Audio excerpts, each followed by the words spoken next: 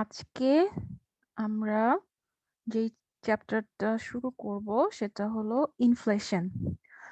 So এখানে mainly আমরা follow করব হচ্ছে গিয়ে chapter 5 from Mankiy's book, which is the inflation, its causes, effects and social costs. Just একটা ছোট পার্ট আছে যেটা হচ্ছে ডর্নবুশের বই থেকে, যে whether a little inflation is good for the economy or not.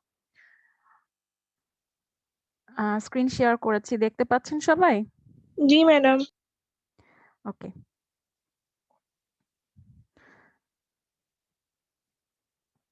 Last ক্লাসে আমরা কোয়ান্টিটি থিওরি অফ মানি শুরু করেছিলাম। জাস্ট আপনাদের আমি একটা আইডিয়া দিয়েছিলাম, জেনারেল আইডিয়া। আজকের যেই চ্যাপ্টারটা, এখানে হচ্ছে গিয়ে আমরা কোয়ান্টিটি থিওরি অফ মানিটা আরেকটু ডিটেইলসে পড়বো। আমরা হচ্ছে এটা মানি ডিমান্ডের সাথে লিংক করব এবং আমরা দেখব যে কিভাবে ডিমান্ড আর সাপ্লাই অফ মানি ইকুয়াল হয়, অ্যান্ড ইনফ্লেশন কিভাবে ইকোনমিতে ডিটারমাইন্ড হয়, ইনফ্লেশনের সাথে হচ্ছে আমাদের ইন্টারেস্ট রেটের কি ধরনের সম্পর্ক আছে, প্লাস ইনফ্লেশনের সাথে হচ্ছে অ্যাকচুয়ালি কি কি ধরনের কস্টস রিলেভেন্ট আছে। তার সাথে আমরা এটাও দেখব যে ইনফ্লেশন কি কি টাইপের হতে পারে, কোন ইনফ্লেশনের জন্য সোশ্যাল কস্ট বা অন্য কোনো কস্ট কেমন হবে। Okay, so first of all আমরা কোয়ান্টিটি থিওরি অফ মানি দিয়ে শুরু করছি। আমরা লাস্ট ক্লাসে কোয়ান্টিটি থিওরি অফ মানিটা ইন্ট্রোডিউস করেছিলাম। However if you do not remember, now you can recall যে the quantity theory of money actually describes that the quantity of money supply, যেটা হচ্ছে m times হচ্ছে velocity of money equals to হচ্ছে level of price। আর এখানে আপনাদের বইয়ে শুরু করেছে হচ্ছে ট্রানজাকশন বা টি দিয়ে। আমরা একটু পরেই দেখব যে এই টিটাকে হচ্ছে y দিয়ে রিপ্লেস করা হচ্ছে। However for the time being let us just denote that এখানে y এর বদলে আমরা টি দিয়ে হচ্ছে গিয়ে এই জিনিসটাকে রিপ্লেস করছি কোয়ান্টিটি থিওরি অফ মানিটাকে। So this is the equation for quantity theory of money. এখানে আমরা লাস্টের ক্লাসে দেখেছিলাম যে এমটা হচ্ছে গিয়ে আমাদের কনস্ট্যান্ট থাকতে পারে। হাউএভার ফর টুডে আজকের জন্য আমরা কোনোটাকেই শুরুতে কনস্ট্যান্ট ধরে নিচ্ছি না, আমরা ধরে নিচ্ছি যে সবগুলো ভ্যারিয়েবলই হচ্ছে গিয়ে চেঞ্জেবল। সো এখানে মোটামুটি সবগুলো ভ্যারিয়েবল সম্পর্কে আমাদের জানা আছে। আমরা জানি যে ভেলোসিটি কি, ভেলোসিটি হলো যে অ্যাকচুয়ালি যতবার মানি ইন দ্য ইকোনমি হাত বদল হচ্ছে সেটাকে আমরা বলছি হচ্ছে ভেলোসিটি। এটাকে অন্যভাবেও ডিফাইন করা যায়, আমরা চাইলে ভেলোসিটিকে ডিফারেন্ট ওয়েতেও ডিফাইন করতে পারি। আমরা ভেলোসিটির ডেফিনেশনটা ইন ডিটেইলসে দেখব। হাউএভার এখন আমরা ফোকাস করব হচ্ছে টি এর উপর। What is T? T represents the total number of transactions during some period of time, for example a year. আমরা যদি একটা ফিসকাল ইয়ারের কথা বলি তাহলে একটা ইয়ারের মধ্যে যতগুলো ট্রানজাকশন হয়েছে তার সবগুলোকে হচ্ছে আমরা টি দিয়ে ডিনোট করছি। এখন এই টি এর মধ্যে কি আমরা তাহলে নাম্বার অফ ট্রানজাকশনস কাউন্ট করব? অ্যান্সারটা হলো না। প্রতিটা ট্রানজাকশনে যতগুলো ইউনিট অফ গুডস অথবা সার্ভিসেস ট্রেডেড হবে সেগুলোকে আমরা এখানে কাউন্ট করছি। তাহলে যদি আমরা অ্যাগ্রিগেট লেভেল অফ ট্রানজাকশন নেই, তার মানে কি? তার মানে হলো যে total transaction units for goods and services হচ্ছে আমরা টি দিয়ে ডিনোট করছি। তাহলে দেখেন এখানেই কিন্তু আমরা বুঝতে পারছি যে টিটা আর কিছুই না, টি হলো অ্যাকচুয়ালি ওয়াই এর equivalent. So P is the price of a typical transaction. আমরা জানি যে P দিয়ে আমরা price denote করি, the number of dollars exchanged. Therefore, PT equals the number of dollars exchanged in a year. যেটাকে আমরা লাস্টের ক্লাসে দেখেছিলাম, এটাকে আমরা কি বলছি? এটাকে আমরা বলছি হচ্ছে total dollar amount of the GDP. So M is the quantity of money যেটা হচ্ছে সেন্ট্রাল ব্যাংক কন্ট্রোল করছে, তাই না? আমরা জানি যে সেন্ট্রাল ব্যাংকের মানি সাপ্লাই কন্ট্রোল করার জন্য 3 ধরনের মেজারমেন্ট আছে, সেটা দিয়ে হচ্ছে সেন্ট্রাল ব্যাংক কি করতে পারে? এই মানি সাপ্লাইটাকে কন্ট্রোল করতে পারে। এবং মানি সাপ্লাই হচ্ছে এক একটা মনিটারি সাইকেলে গিয়ে হচ্ছে চেঞ্জ হতে পারে। মানি সাপ্লাই কিন্তু কখনোই ফিক্স থাকে না, মানি সাপ্লাই হচ্ছে টাইম টু টাইম চেঞ্জ হয়। On the other hand, V কে কিভাবে ডিনোট করা হচ্ছে দেখেন, call the transactions velocity of money measures the rate at which money circulates in the economy.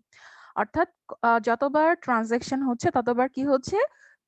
মানিটা হাত বদল হচ্ছে, তাই না? মানিটা হচ্ছে গিয়ে এক্সচেঞ্জ হচ্ছে from one party to another party. So যত দ্রুত হচ্ছে গিয়ে একটা ট্রানজাকশন হয়ে মানিটা হাত বদল হয়ে আপনার কনজিউমারের হাত থেকে আবার হচ্ছে প্রোডিউসারের হাতে যাচ্ছে, তত দ্রুত কি হচ্ছে? সে সেটাকে আবার ইনভেস্টমেন্ট করতে পারছে, আবার হচ্ছে গিয়ে প্রোডাকশন হচ্ছে এবং সেটা সেল করা হচ্ছে। সেল করা হলে কনজিউমাররা আবার পারচেজ করছে, ওয়েজ পেমেন্ট করা হচ্ছে। সো এই সাইকেলটা হচ্ছে গিয়ে অনেক দ্রুত রিপিটেড হচ্ছে।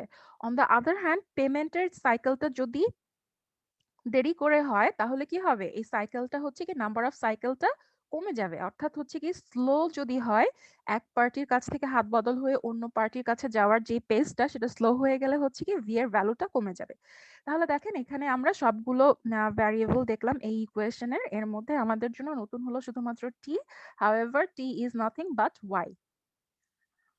The quantity of theory of money also can be written as m times v equals to y times p. কেন? তার কারণ হচ্ছে the number of transaction t can be replaced by the total output of the economy y. এখানে আমি আপনাদের বইয়ের একটা example দেখাতে চাই। এক্সাম্পলটা হচ্ছে খুবই সিম্পল একটা এক্সাম্পল। ওকে, জাস্ট আমরা একটু দেখি।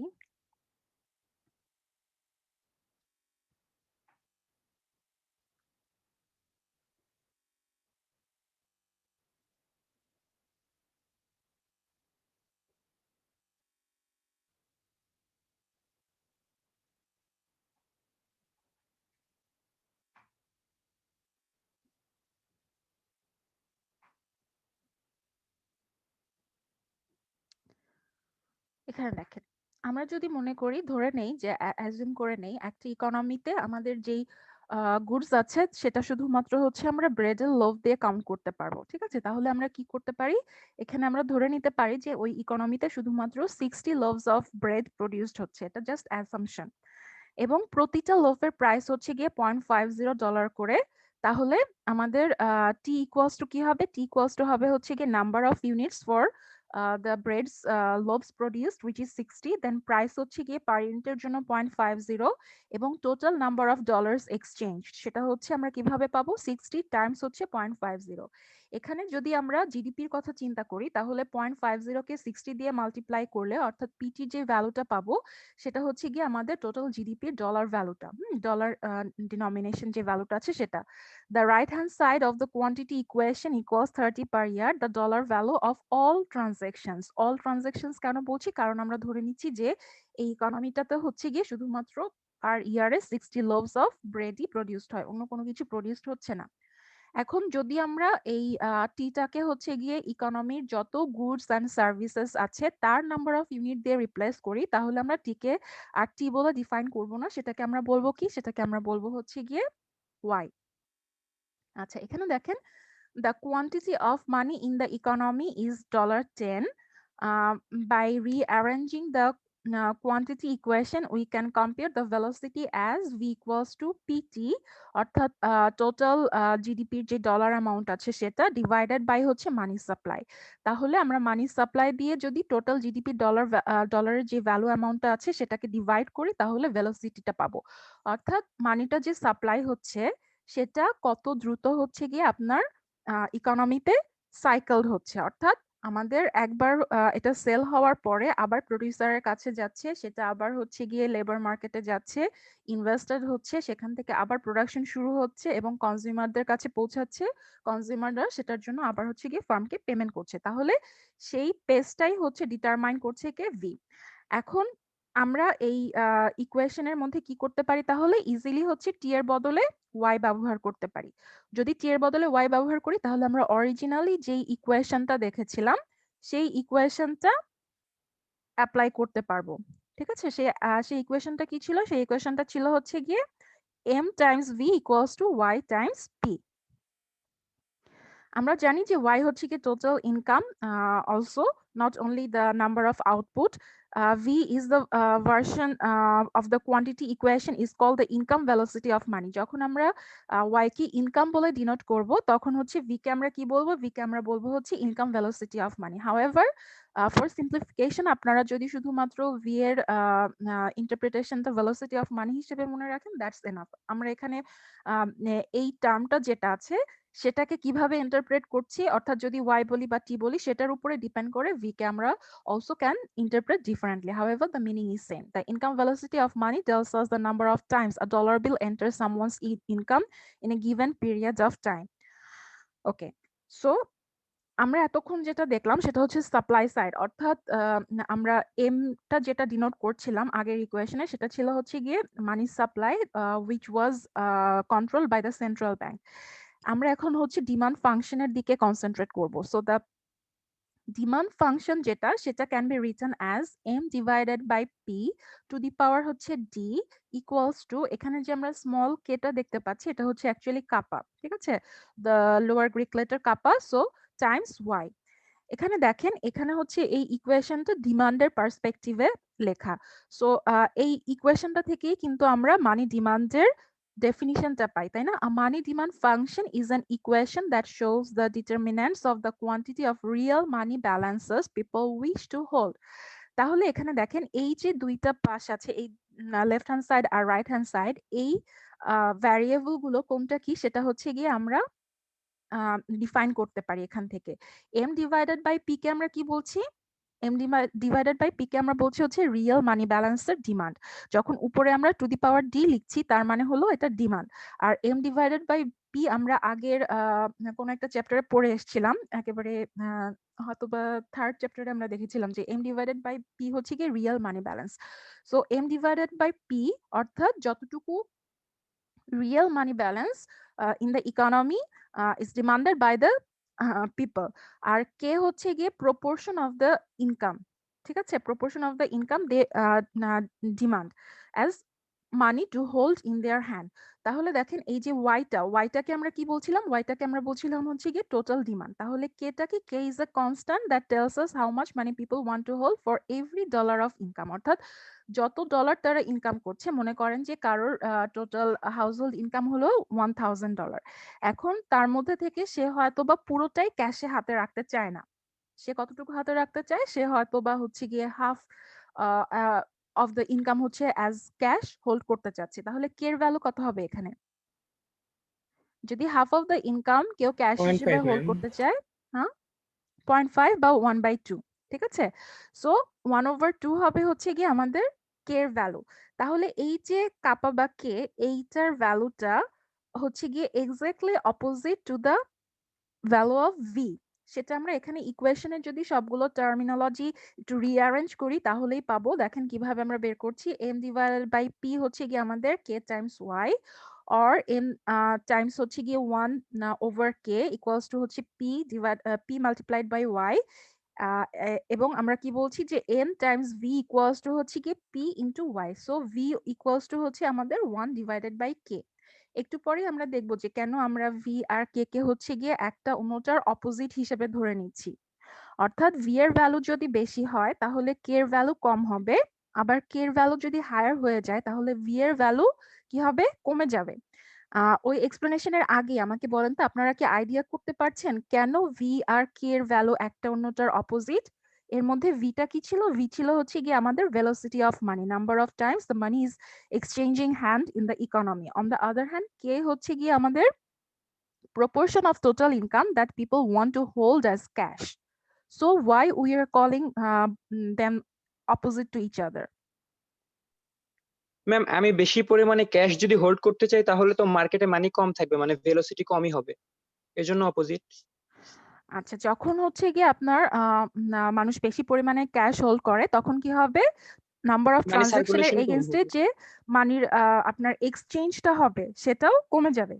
সো যদি কমে যায় তাহলে অবভিয়াসলি কি হবে? ভেলোসিটি কমে যাবে। সো এটা খুবই রিজনাল। আমরা এরপরে দেখব যে ওরা হচ্ছে গিয়ে এটাকে ইকুয়েশন দিয়ে বিভিন্নভাবে চেঞ্জ করে টোরে বের করে। হাউএভার দ্য বেসিক ইজ যে আমাদের যদি মানির এক্সচেঞ্জটা যেটা সেটা হচ্ছে গিয়ে স্লোয়ার হয়ে যায় তাহলে অবভিয়াসলি কে এর ভ্যালুটা হবে হচ্ছে হায়ার। আবার মানুষ যদি মানি কম হোল্ড করতে চায়, ক্যাশ যদি কম হোল্ড করতে চায় তাহলে কি হবে? বেশি পরিমাণে সেভিং করবে, বেশি পরিমাণে হচ্ছে গিয়ে আপনার ইনভেস্টমেন্ট হবে, তার এগেইনস্টে বেশি পরিমাণে আউটপুট জেনারেটেড হবে। অ্যাজ এ রেজাল্ট সেলসের যে রেভিনিউটা সেটাও হায়ার হবে, এবং সেলস রেভিনিউ হায়ার হওয়ার মানে হলো যে কনজিউমাররা বেশি বেশি পারচেজ করবে এবং তাদের যে পেমেন্টটা সেখান থেকে বেশি পরিমাণে হচ্ছে গিয়ে ওয়েজ হিসেবে বা ফ্যাক্টরস পেমেন্ট হিসেবে পেমেন্ট করা হবে। অ্যাজ এ রেজাল্ট মানির সার্কুলেশনটা মার্কেটে আরো দ্রুত হবে। The assumption of constant velocity, এখন আমরা ধরে নিচ্ছি যে ভেলোসিটিটা এতক্ষণ আমরা ধরে নিয়েছিলাম যে এটা হচ্ছে গিয়ে variable, but however for simplification আমরা ধরে নিচ্ছি যে ভেলোসিটিটা হচ্ছে গিয়ে actually in the economy constant. যদি কনস্ট্যান্ট হয় তাহলে কি হয় দেখেন, ভেলোসিটিটাকে কনস্ট্যান্ট রাখার আমাদের একটাই উদ্দেশ্য, সেটা হচ্ছে যে আমাদের সরি, টোটাল প্রাইস লেভেলটা যেটা আছে সেটা এই ইকুয়েশনের কোন ফ্যাক্টর দিয়ে ইনফ্লুয়েন্সড হয় সেটা বের করা। অর্থাৎ if velocity is fixed, a change in the quantity of money must cause a proportionate change in nominal GDP py. On the other hand আমরা যদি অপোজিট ভাবে বলতে চাই যে যদি আমরা ভি কে কনস্ট্যান্ট ধরে নেই তাহলে আমাদের নমিনাল জিডিপিতে চেঞ্জ ফেলবে কে বলেন তো? Only M money supply, M. Money সাপ্লাইটা। সো যদি ভেলোসিটি আমরা চেঞ্জ না করতে পারি তাহলে সেন্ট্রাল ব্যাংক মানি সাপ্লাই বাড়ানো বা কমানোর থ্রুতেই হচ্ছে গিয়ে নমিনাল জিডিপি বা পি টাইমস ওয়াই যেটা আছে সেটাকে ইনফ্লুয়েন্স করতে পারে। এখানে ভেলোসিটির কোনো ধরনের ভূমিকা নাই, কারণ ভেলোসিটি আমরা ধরে নিচ্ছি যে ফর দ্য টাইম বিং অথবা for this fiscal year it is fixed, অথবা এই ইকোনমিতে হচ্ছে কি ভেলোসিটি সবসময় একটা ফিক্সড নাম্বার থাকবে। অ্যাজ এ রেজাল্ট শুধুমাত্র মানি সাপ্লাই দিয়েই হচ্ছে নমিনাল জিডিপি কে ইনফ্লুয়েন্স করা যায়। এটা হলো গিয়ে ফার্স্ট স্টেপ। ঠিক আছে, সেকেন্ড স্টেপে হচ্ছে আমরা ডিফারেন্ট একটা জিনিস দেখবো। দেখেন, এখানে আগে হচ্ছে ইনফ্লেশনের ব্যাপারে একটু বলা হচ্ছে, এরপরে আমি বলছি যে ওয়াইটাও কেন ইকোনমিতে কনস্ট্যান্ট থাকবে। হ্যাঁ, এখানে দেখেন জাস্ট বলা হয়েছে যে what determines the economy's level of prices, there are three building blocks. The first building block is that the factors of production and the production function determine the level of output y. এটা আমরা chapter 3 তে পড়ে আসছিলাম, তাই না? যেখানে আমরা national income accounting এ দেখেছিলাম যে factors of production actually determine করে যে আমাদের লেভেল অফ আউটপুট কি হবে। সেটার কস্ট বাড়া বা কমার সাথে, সেটা সাপ্লাই বাড়া বা কমার সাথে আমাদের ইকোনমির যে টোটাল আউটপুটটা সেটা হচ্ছে গিয়ে ডিফারেন্ট হতে পারে, ভ্যারি করতে পারে from time to time. Also যদি টেকনোলজিক্যাল কোনো ধরনের শিফট আসে তাহলে লং টার্মে আমাদের আউটপুটের পরিমাণ হচ্ছে গিয়ে রাইটওয়ার্ড শিফট করতে পারে। দেয়ারফর আমরা জানি যে ফ্যাক্টরস অফ প্রোডাকশনের থ্রুতেই শুধুমাত্র আউটপুট বা ওয়াই কে ইনফ্লুয়েন্স করা possible. The money supply aim is set by the central bank that determines the nominal value of output PY. So এমটা যেটা সেটা হচ্ছে আমরা জানি যে সেন্ট্রাল ব্যাংক কন্ট্রোল করছে, অ্যাজ এ রেজাল্ট পিওয়াই এর যে ভ্যালুটা সেটা হচ্ছে গিয়ে সেন্ট্রাল ব্যাংক ইনফ্লুয়েন্স করছে। The conclusion follows from the quantity equation and the assumption that the velocity of money is fixed. আমরা একটু আগে বললাম যে আমরা ধরে নিচ্ছি এই ইকুয়েশনে ভিটা ফিক্স থাকছে। The price level P is then the ratio of nominal value of output PY to the level of output Y. আচ্ছা, এটা কেন বলা হচ্ছে? এটা বলা হচ্ছে এই কারণে যে যদি আমরা ধরে নেই যে ওয়াইটা হচ্ছে গিয়ে আমাদের determine by the national income accounting identity, অর্থাৎ ফ্যাক্টরস অফ প্রোডাকশন যেগুলো আছে সেগুলো দিয়েই শুধুমাত্র ইনফ্লুয়েন্সড হয়, তাহলে মানি সাপ্লাইটা আসলে কাকে চেঞ্জ করবে বলেন তো? মানি সাপ্লাইটা পিকে কাকে তাহলে। ইনফ্লুয়েন্স করবে? শুধুমাত্র পি এর উপরেই কিন্তু মানি সাপ্লাইয়ের ইনফ্লুয়েন্সটা পড়বে, তাই না? যদি মানি সাপ্লাই আমি চেঞ্জ করি, ভেলোসিটি হচ্ছে আমাদের ইকোনমিতে ফিক্সড, ওয়াইটা হচ্ছে গিয়ে আমাদের ফ্যাক্টরস অফ প্রোডাকশন থেকে আসছে, ন্যাশনাল ইনকাম আইডেন্টিটিটা যেটা, সেখান থেকে আমরা হচ্ছে ওয়াই এর লেভেলটা ডিটারমাইন করছি। অ্যাজ এ রেজাল্ট মানি সাপ্লাইয়ের যে কোনো ধরনের চেঞ্জ শুধুমাত্র পি কেই ইনফ্লুয়েন্স করবে। The quantity theory implies that the price level is proportional to the money supply. তার মানে হলো যে যদি আমাদের মানি সাপ্লাই বাড়ে তাহলে কি হবে? প্রাইস লেভেলও বেড়ে যাবে। প্রাইস লেভেল বাড়ার মানে কি? যেহেতু আমরা হচ্ছে গিয়ে প্রাইস লেভেলটাকে ধরে নিচ্ছি যে ratio of nominal value of output to the level of output, তাহলে এই প্রাইস লেভেলটা হচ্ছে অন দ্য আদার হ্যান্ড আমাদের ইকোনমির জন্য ইনফ্লেশন বা প্রাইস লেভেলের কতটুকু চেঞ্জ আসছে সেটাকে এক্সপ্রেস করছে। ইনফ্লেশনটা কি? Inflation is the percentage change in the price level of the quantity equation written in percentage form, which is percentage change in M times হচ্ছে গিয়ে percentage change in V equals to percentage change in price level percentage change in Y. এর মধ্যে দেখেন আমাদের কি কি fixed আছে, আমাদের V ফিক্সড আবার হচ্ছে Y ও ফিক্সড। তাহলে আমরা কি বলতে পারি যে যতটুকু পার্সেন্টেজ হচ্ছে গিয়ে মানি সাপ্লাই চেঞ্জ হবে ঠিক ততটুকু পার্সেন্টেজ হচ্ছে গিয়ে আমাদের প্রাইস লেভেল চেঞ্জ হবে। যদি মানি সাপ্লাই কমে যায় তাহলে কি হবে? আমাদের পার্সেন্টেজ চেঞ্জ ইন প্রাইস লেভেলও হচ্ছে গিয়ে কমে যাবে, অর্থাৎ ইনফ্লেশন কমে যাবে। তাহলে ইকোনমিতে প্রাইস লেভেলের যে কোনো ধরনের চেঞ্জ শুধুমাত্র মানি সাপ্লাই দিয়েই হচ্ছে গিয়ে একটা কান্ট্রি ডিটারমাইন করতে পারে। তার মানি সাপ্লাইয়ের লেভেলে যে কোনো চেঞ্জ আসার মানে হলো যে সেটা প্রাইস লেভেলকে ঠিক ততখানি পার্সেন্টেজে ইনফ্লুয়েন্স করবে, অর্থাৎ delta of change in the money supply আর হচ্ছে ডেল্টা অফ হচ্ছে কি আমাদের price level is exactly equal, দুইটার পার্সেন্টেজটা হচ্ছে এক্স্যাক্টলি ইকুয়াল হবে। এখন আমাকে বলেন যে ইজ ইট দ্যাট সিম্পল? আমরা কোয়ান্টিটি থিওরি অফ মানিতে এতক্ষণ ধরে যেই ডিসকাশনটা করলাম সেটার একটাই মাত্র আউটপুটটা হলো যে যদি কোনো কান্ট্রি তার নমিনাল আউটপুটের যে অ্যামাউন্টটা আছে সেটাকে চেঞ্জ করতে চায় তাহলে সে কি করবে? তাহলে হচ্ছে কি মানি সাপ্লাইকে চেঞ্জ করবে। অন দ্য আদার হ্যান্ড আমরা এটাও বলছি যে যেহেতু ওয়াইটা হচ্ছে ন্যাশনাল ইনকাম অ্যাকাউন্টিং থেকে ডিটারমাইন্ড হচ্ছে, এখানে আমাদের মানি সাপ্লাই এর সাথে ওয়াই এর কিন্তু কোনো ধরনের ডাইরেক্ট রিলেশন নাই। As a result money supply এ কোনো রকম চেঞ্জ আসলে সাথে সাথে সেই চেঞ্জটা গিয়ে পড়বে কোথায়? প্রাইস লেভেলে। On the other hand money supply বাড়লে হচ্ছে কি ইনফ্লেশন বেড়ে যাবে। However is it that simple in the economy? Ma'am, previous ক্লাসে বলছিলেন যে যখন লেবার মার্কেট যেটা ফুল ইউটিলাইজেশনে থাকবে না, তখন মানি সাপ্লাইয়ের কারণে ওয়াইটা চেঞ্জ হবে আর কি, হুম। না, এরকম। আমরা এখন ওই তখন আগের ক্লাসে যেটা বলেছি সেটা এখন আপাতত আমরা বাদ দিচ্ছি। আমরা এখন কোয়ান্টিটি থিওরি অফ মানির ডিমান্ড সাইডটা পড়ছি, ঠিক আছে?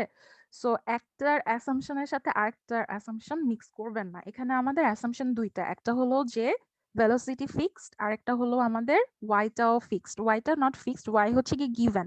কোথা থেকে given? From national income accounting. তাহলে আমার কোয়েশ্চেনটা ছিল যে আমরা যেভাবে স্ট্রেট ফরওয়ার্ড অ্যাসাম্পশনটা করছি in the economy, is it that straightforward? আর আমরা কি এভাবেই সরাসরি অ্যাসাম্পশনটা করতে পারি? অ্যান্সার হলো না, আমাদের ইকোনমিতে আমরা এত স্ট্রেট ফরওয়ার্ড ওয়েতে অ্যাসাম্পশন করতে পারি না, ঠিক আছে? আমরা এখন আনএমপ্লয়মেন্টের কথা এখানে আনবো না, আনএমপ্লয়মেন্টের কথা আমরা এখানে চিন্তা করব না। সো যত বেশি একটার সাথে আপনি আরেকটা লিঙ্ক করতে যাবেন থিওরি গুলো, তত বেশি হচ্ছে আপনার জন্য ডিফিকাল্ট হয়ে যাবে টু ইন্টারপ্রেট। এখানে ইকোনমিক্স এর ম্যাক্সিমাম থিওরি হচ্ছে কি অ্যাসাম্পশনের উপরে বেস করে আমরা ইন্টারপ্রেট করি। সো আমরা এখান থেকে ইন্টারপ্রেট করতে চাচ্ছি আসলে কি? আমরা এখান থেকে ইন্টারপ্রেট করতে চাচ্ছি যে ইনফ্লেশনের চেঞ্জটা আমরা কোথা থেকে পাবো, ইনফ্লেশনের রেটটা আমরা কোথা থেকে ক্যালকুলেট করব। অ্যান্সারটা হলো যে আমরা ইনফ্লেশন রেটটা পাবো হচ্ছে percentage change in money supply থেকে। হাউএভার আমরা জানি যে রিয়েল ইকোনমিতে কখনো শুধুমাত্র percentage change in money supply দিয়ে ইনফ্লেশনের রেটটাকে ক্যালকুলেট করা যাবে না, ঠিক আছে? এটাই হচ্ছে কি আমাদের জানার দরকার। একেবারে সিম্পলিফাইড ওয়েতে বলতে গেলে মানি সাপ্লাই এর যে পার্সেন্টেজটা, সেম পার্সেন্টেজে ইনফ্লেশনের রেটটা আমরা কখনোই ইকোনমি থেকে ক্যালকুলেট করে বের করতে পারবো না। It does not work in that simple way, কারণ আমার ওখানে ভেলোসিটিও ফিক্স থাকবে না, আমার ওখানে চেঞ্জ ইন ওয়াইটা যেটা সেটাও হচ্ছে গিয়ে আমাদের গিভেন থাকবে না। এটা প্রতিটা ফিসকাল ইয়ারে চেঞ্জ হবে এবং মনিটারি যে পলিসি, ফিসকাল পলিসি, এগুলো সবগুলোর চেঞ্জের সাথে সাথে এই চারটা ফ্যাক্টরি চেঞ্জ হতে পারে। ওকে, বুঝতে পেরেছেন? জি ma'am. So quantity theory of money demand side যদি আমরা কনসিডার করি, এখান থেকে আমরা কি পাচ্ছি? এখান থেকে আমরা পাচ্ছি how to determine the level of inflation in an economy. Okay, the next thing we want to learn is about seniorage. Seniorage, এই seniorage-টা কি? Seniorage-টা হলো গিয়ে আমাদের অ্যাকচুয়ালি ইমপ্লাই করছে যে যদি গভর্নমেন্ট বাজেট ডেফিসিটে থাকে তাহলে সে যদি মানি প্রিন্ট করে সেটার ইম্প্যাক্টটা ইকোনমিতে কিভাবে পড়বে। আমরা জানি যে মানি সাপ্লাইয়ের চেঞ্জটা কাকে ইম্প্যাক্ট করে? শুধুমাত্র লেভেল অফ প্রাইসকে ইম্প্যাক্ট করে। অ্যাজ এ রেজাল্ট কোনো গভর্নমেন্ট যদি তার বাজেট ডেফিসিটের কারণে ডিসাইড করে যে সে হচ্ছে গিয়ে কি করবে, টাকা প্রিন্ট করবে, প্রিন্ট করে তার যে টাকার শর্টেজটা আছে সেটাকে সে কভার করবে, তাহলে কি সেটা ওয়ার্কআউট করবে? প্রাইস বেড়ে যাবে অনেক। Yes. So the quantity theory of money is suggesting that that can never work. কারণ গভর্নমেন্ট যখন টাকা প্রিন্ট করবে বা গভর্নমেন্ট যখন মানি প্রিন্ট করবে তখন সেটা হচ্ছে কি আমাদের কোয়ান্টিটি থিওরি অফ মানির কথা যদি আমরা চিন্তা করি, ভেলোসিটিও ফিক্সড আছে, ওয়াইও হচ্ছে কি গিভেন আছে। অ্যাজ এ রেজাল্ট সেটার ইম্প্যাক্টটা ডাইরেক্টলি হচ্ছে কি কোথায় পড়বে? ইনফ্লেশনের উপরে পড়বে, ইনফ্লেশন বেড়ে যাবে। আচ্ছা, না এই স্টেপটা গভর্নমেন্ট কেন নেয়? গভর্নমেন্ট যদি মনে করেন যে মাঝে মাঝে গভর্নমেন্টের এটা হচ্ছে গিয়ে একটা কি বলবো যে একটা স্টান্ট থাকে, সর্ট অফ স্টান্ট। তার কারণ হচ্ছে সে ইকোনমিতে মানে ইয়েদেরকে দেখাতে চায়, তার সিটিজেনকে দেখাতে চায় যে the government is very citizen friendly. As a result they are not going to increase the tax and also they are not going to borrow from the economy. Economy থেকে বড় করতে গেলে যদি প্রাইভেট সোর্স থেকে government বড় করে, আমরা লাস্টেই দেখে আসছিলাম যে ওখানে কি হয়, যদি গভর্নমেন্ট প্রাইভেট সোর্স থেকে বড় করে তাহলে কি হয়? ইকোনমিতে একটা ইম্প্যাক্ট পড়ে, নেগেটিভ ইম্প্যাক্ট পড়ে, সেটাকে আমরা কি বলি? Crowding out. Crowding out ma'am effect. Crowd তো আউট ক্রাউডিং আউট ইফেক্ট পড়ে। অলসো আরেকটা কি সমস্যা হয়, যদি প্রাইভেট সোর্স থেকে বড় করে তাহলে কিন্তু গভর্নমেন্টেরও কস্ট অফ বরোইংটা যেটা সেটা বেড়ে যায়, বেড়ে গেলে তাকে কিন্তু ওটার জন্য আবার পেমেন্ট করতে হয়। এখন মনে করেন যে গভর্নমেন্টের হচ্ছে গিয়ে ইদার প্রাইভেট সোর্স থেকে বড় করার অ্যাবিলিটি নাই, অথবা সে হচ্ছে গিয়ে ক্রাউডিং আউট ইফেক্টের মধ্যে যেতে চাচ্ছে না, দুইটার যে কোনোটা ট্রু ধরে নিচ্ছি আমরা। সো ইন ইদার কেসেস তার জন্য সলিউশন কি? তার জন্য সলিউশন হলো যে তার যে এক্সট্রা ডিমান্ড ফর মানি আছে সেটা সে হচ্ছে গিয়ে প্রিন্ট করে নিবে। এখন যদি প্রিন্ট করতে যায় তাহলে সেটার ইম্প্যাক্টটা অ্যাকর্ডিং টু সেনিয়রেজ সরাসরি গিয়ে হচ্ছে গিয়ে আমাদের ইনফ্লেশন লেভেলের উপরে পড়বে, যেটাকে আমরা বলি হচ্ছে inflation tax. Printing money to raise revenue causes inflation. Inflation is like a tax on people who hold money. অর্থাৎ যারা হচ্ছে কি বেশি পরিমাণে ক্যাশ হোল্ড করতো তাদের জন্য কি হবে? তাদের জন্য হচ্ছে তাদের হোল্ডিং যেটা আছে, মানি হোল্ডিং যেটা আছে সেটার ভ্যালুটা আগের চাইতে কমে যাবে। অ্যাজ এ রেজাল্ট কি হচ্ছে, এখন তার কাছে যে পরিমাণে মানি স্টক আছে সেটা দিয়ে আগে সে যতটুকু পরিমাণ গুডস অথবা সার্ভিসেস পারচেজ করতে পারতো, right now he or she cannot buy the previous amount of goods and services in the economy. So it is a sort of tax for people. যদিও আমরা এটা হচ্ছে গিয়ে টাকায় বা অন্য কোনো ভাবে ফিজিক্যালি পেমেন্ট করছি না গভর্নমেন্টকে, এটা আমরা হচ্ছে গিয়ে থ্রু ইনফ্লেশন আমাদের যে ভ্যালুটা সেটা গভর্নমেন্টের কাছে ট্রান্সফার করে দিচ্ছি, তাই না? বুঝতে পেরেছেন কেন এটাকে আমরা ট্যাক্স বলছি? আচ্ছা, সো যদি গভর্নমেন্ট মানি প্রিন্ট করে হচ্ছে গিয়ে তার বাজেট ডেফিসিট বা ধরেন ওদের রেভিনিউর যে ঘাটতিটা থাকে সেটা পূরণ করতে চায়, that will only cause the inflation tax. Inflation ট্যাক্সটা যদিও আমরা ডলার বিলে দেখতে পাই না বা আমরা হচ্ছে গিয়ে ফিজিক্যালি দেখতে পাই না, however it is the transfer of the value of money that people are holding to the government. একটা কোশ্চেন ছিল। হ্যাঁ বলেন। ম্যাডাম আমরা যে দেখতেছি ম্যাডাম মানি সাপ্লাই ক্ষেত্রে MV is equal to PY madam, তাই না? মানি প্রিন্ট করার পর যদি তারা নতুন নতুন প্রজেক্ট খুলে তাহলে তো ম্যাডাম মানে নতুন কাজ হচ্ছে ম্যাডাম, প্রোডাকশনও বেড়ে যাচ্ছে, তাহলে তো মানির দাম কমবে না ম্যাডাম? না, আমরা তো আমাদের এখানে অ্যাসাম্পশন কি ছিল, এই থিওরির দুইটা অ্যাসাম্পশন ছিল, একটা হচ্ছে যে আমাদের ভেলোসিটিটা হচ্ছে ইকোনমিতে ফিক্সড, আর আরেকটা হচ্ছে ওয়াইটা আমরা মানি সাপ্লাই দিয়ে ইনফ্লুয়েন্স করতে পারছি না। ঠিক আছে, এটা কিন্তু আমাদের গিভেন যে ওয়াই কে আমরা টোটাল আউটপুটটা যেটা সেটাকে আমরা মানি সাপ্লাই দিয়ে ইনফ্লুয়েন্স করতে পারছি না। কেন? তার কারণ হচ্ছে ওয়াইটা ডিটারমাইন্ড হয় in the factors market, factors of production market. আমরা ওই যে দেখে আসছিলাম না যে ফ্যাক্টরস অফ প্রোডাকশনের মধ্যে যেই কম্পোনেন্ট গুলো আছে সেগুলো হচ্ছে গিয়ে ওয়াই কে ডিটারমাইন করে। তাহলে সেটার মধ্যে কি মানি বা ইন্টারেস্ট রেট ছিল? ম্যাডাম ছিল না। ছিল না। তাহলে ওয়াই কার কার দিয়ে ডিফাইন্ড হবে? ওয়াই ডিফাইন্ড হবে হচ্ছে আমাদের কতটুকু ইনভেস্টমেন্ট হচ্ছে, কতটুকু হচ্ছে গিয়ে আমাদের ক্যাপিটালের কস্ট আছে, তারপর হচ্ছে লেবার মার্কেটের কি অবস্থা, লেবার মার্কেটে কোনো ধরনের চেঞ্জ আসছে কিনা, বা টেকনোলজি কি অবস্থা, এগুলো হচ্ছে আমাদের ফ্যাক্টরস অফ প্রোডাকশন, যেটা দিয়ে আমরা ওয়াই কে ডিটারমাইন করছি। সো মানি সাপ্লাইয়ের ওখানে কিন্তু কোনো ভূমিকাই নাই। বুঝেছেন কেন কেন চেঞ্জ হবে না টোটাল আউটপুট লেভেলে? ম্যাডাম তাহলে আমাদের ইকুয়েশনে লেফট হ্যান্ড সাইডে হচ্ছে গিয়ে ভেলোসিটি ফিক্স থাকছে আর রাইট হ্যান্ড সাইডে ফিক্স থাকছে হচ্ছে গিয়ে ওয়াই। ওয়াই কে কেন ফিক্স ধরছি? কারণ ওয়াইটা হচ্ছে গিয়ে given or determined in the factors of production market. So ওইখানে আমরা কোনো ধরনের চেঞ্জ ফেলতে পারছি না। তাহলে মানি সাপ্লাই বা এম এর যে কোনো ধরনের চেঞ্জের জন্য শুধুমাত্র চেঞ্জ হবে কে? Level of price. ওকে, বুঝতে পেরেছেন? জি ম্যাম। এটা হচ্ছে আমাদের মনিটারি থিওরির অ্যাসাম্পশন। ওকে, সো নেক্সট আমরা যেটা দেখবো সেটা হচ্ছে ইনফ্লেশন এন্ড ইন্টারেস্ট রেট। এটা আমরা আগেও কোনো একটা চ্যাপ্টারে কভার করেছিলাম। আমরা জানি যে নমিনাল ইন্টারেস্ট কে হচ্ছে কি আমরা আই দিয়ে ডিনোট করি, তাহলে রিয়েল ইন্টারেস্ট কে যদি আমরা আর ধরি, আমরা রিয়েল ইন্টারেস্ট কিভাবে ক্যালকুলেট করতে পারবো? We can calculate the real interest rate by subtracting the amount of inflation from the percentage of nominal interest। অর্থাৎ আমাদের ইনফ্লেশনের যে পার্সেন্টেজটা আছে সেটা যদি আমরা নমিনাল ইন্টারেস্ট রেট থেকে বাদ দিই তাহলেই হচ্ছে কি আমরা ইকোনমিতে রিয়েল ইন্টারেস্ট রেট কত আছে সেটা বের করতে পারবো। আমি জানি না ম্যাক্রো ইকোনমিক্স এর জিনিসটা আপনারা সামনে পাবেন কিনা, হয়তোবা পেতে পারেন এর পরের চ্যাপ্টারে, যে এটা এরকম ডাইরেক্টলি সাবট্রাক্ট করে কিন্তু বের করা যায় না। আপনারা কি এটা অন্য কোথাও পড়েছেন? ফর এক্সাম্পল আপনারা কি এটা স্ট্যাটিস্টিক্সে শিখেছেন যে আই থেকে সরাসরি ইনফ্লেশনটা বাদ দিলেই রিয়েল ইন্টারেস্ট রেট পাওয়া যায় না? না ম্যাডাম। ম্যাম পড়িনি।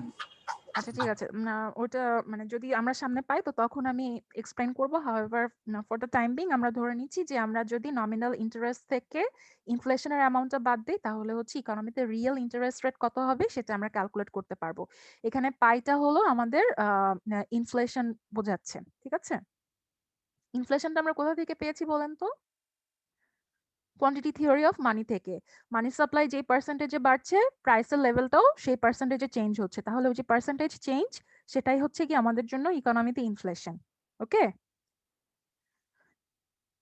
এই যে ইফেক্টটা আমরা দেখছি এটাকে বলা হয় হচ্ছে কি ফিশার ইফেক্ট। অর্থাৎ এই যে আমরা রিয়েল ইন্টারেস্ট রেটের সাথে ইনফ্লেশন রেট অ্যাড করে নমিনাল ইন্টারেস্ট রেট ক্যালকুলেট করছি, এটাকে বলা হয় হচ্ছে ফিশার ইকুয়েশন। তার কারণ ফিশার হচ্ছে গিয়ে এই জিনিসটা প্রথম ইন্ট্রোডিউস করেন। আমাকে একটুখানি এক্সকিউজ করতে হবে, excuse me for few minutes. Hello, high.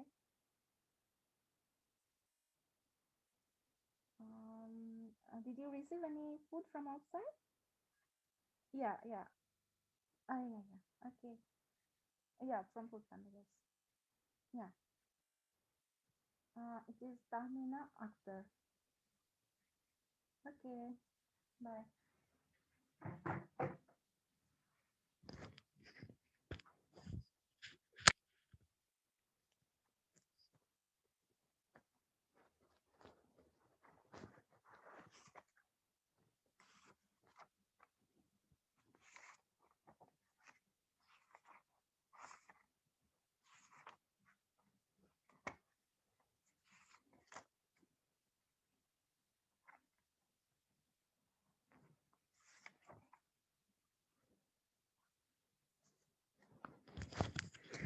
আচ্ছা, তাহলে আমরা কি বলছি যে এই যে আমরা রিয়েল ইন্টারেস্ট রেটের সাথে ইনফ্লেশন অ্যাড করে তারপর হচ্ছে নমিনাল ইন্টারেস্ট রেট ক্যালকুলেট করছি, এটাকে বলা হয় হচ্ছে কি ফিশার এফেক্ট।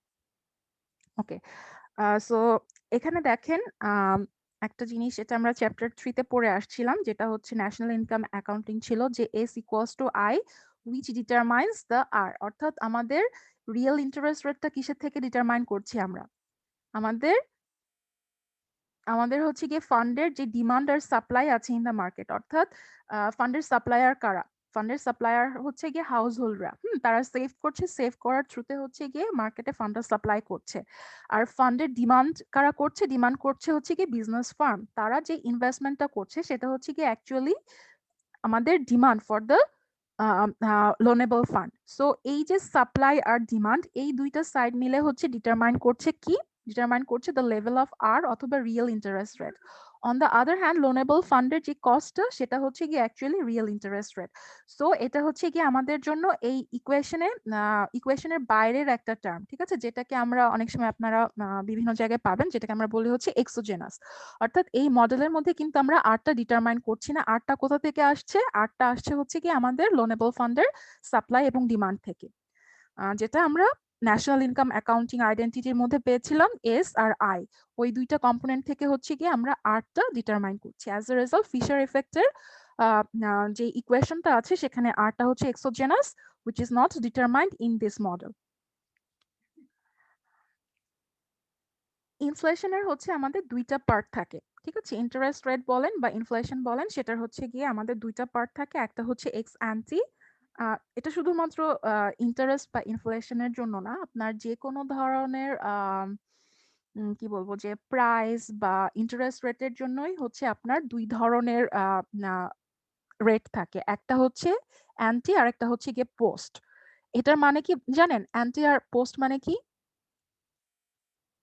অ্যান্টি মানে হলো যে জিনিসটা আমরা এক্সপেক্ট করে নিচ্ছি, ঠিক আছে, এক্স অ্যান্টি। আর এক্স পোস্ট মানে হলো যে অলরেডি ইভেন্টটা অকার হয়ে যাওয়ার পরে আমরা জানতে পারছি যে আমরা যে এক্সপেকটেশনটা করেছিলাম সেটা ফুলফিল হয়েছে নাকি হয় নাই। ফর এক্সাম্পল যদি আমরা ইনফ্লেশনের কথা বলি, আমরা বলছি যে নমিনাল ইন্টারেস্ট রেট। এখন আজকে বসে আমি কি করব, সামনের বছরের জন্য ইনফ্লেশন কত হবে সেটা ডিটারমাইন করার চেষ্টা করব না। আমাদের ফাইন্যান্সের একটা বড় কাজই কিন্তু ফিউচার ফোরকাস্ট করা, তাই না? ফিউচারে আমাদের প্রাইস লেভেল কি হবে, ফিউচারে আমাদের ইন্টারেস্ট রেট কি হবে, এই সব কিছু আমরা ফোরকাস্ট করতে চাই। তাহলে আমাদের কাজটা কি? আমাদের কাজটা হলো এক্স অ্যান্টে। সো এই যে আগে থেকেই আমি বসে অ্যাসাম্পশন করছি ইন ফিউচার যখন অরিজিনাল ইভেন্টটা অকার করবে, may or may not be, it would be exactly equal to what I have assumed in the past. তাহলে যখন ওই জিনিসটা হয়ে যাবে, যখন রেটটা আমি পেয়ে যাব বা প্রাইসটা আমি পেয়ে যাব, তখন সেই ইভেন্টটা আমার জন্য হয়ে যাবে হচ্ছে এক্সপোজড, অর্থাৎ I already know the value. However when I want to determine the nominal level of interest rate for the next period or for the next month, আমাদের পক্ষে কি এক্সপোজড ভ্যালুটা জানা সম্ভব? এক্সপোজড ভ্যালুটা কি আমরা জানতে পারবো? না ম্যাম। কেন জানতে পারবো না? তার কারণ হচ্ছে যে ম্যাম সামনের ওটা তো পিরিয়ডে, ইভেন্ট। হ্যাঁ, সামনের পিরিয়ডে আমাদের ইনফ্লেশন কত হবে বা ইন্টারেস্ট কত হবে সেটা আমরা এখনো জানি না। নেক্সট পিরিয়ডটা গেলে তারপরে শেষ হওয়ার পরে আমরা জানতে পারবো যে অ্যাকচুয়ালি ইন্টারেস্ট রেটটা বা ইনফ্লেশন রেটটা কতটুকু ছিল। তাহলে সেটাই এখানে বলা হয়েছে যে টু রিয়েল ইন্টারেস্ট রেটস, একটা হচ্ছে এক্স অ্যান্টে আর একটা হচ্ছে x post. The real interest rate that the borrower and lender expect when the loan is made called ex ante real interest rate, R ex post কোনটা, যেটা হলো the real interest rate that is actually realized।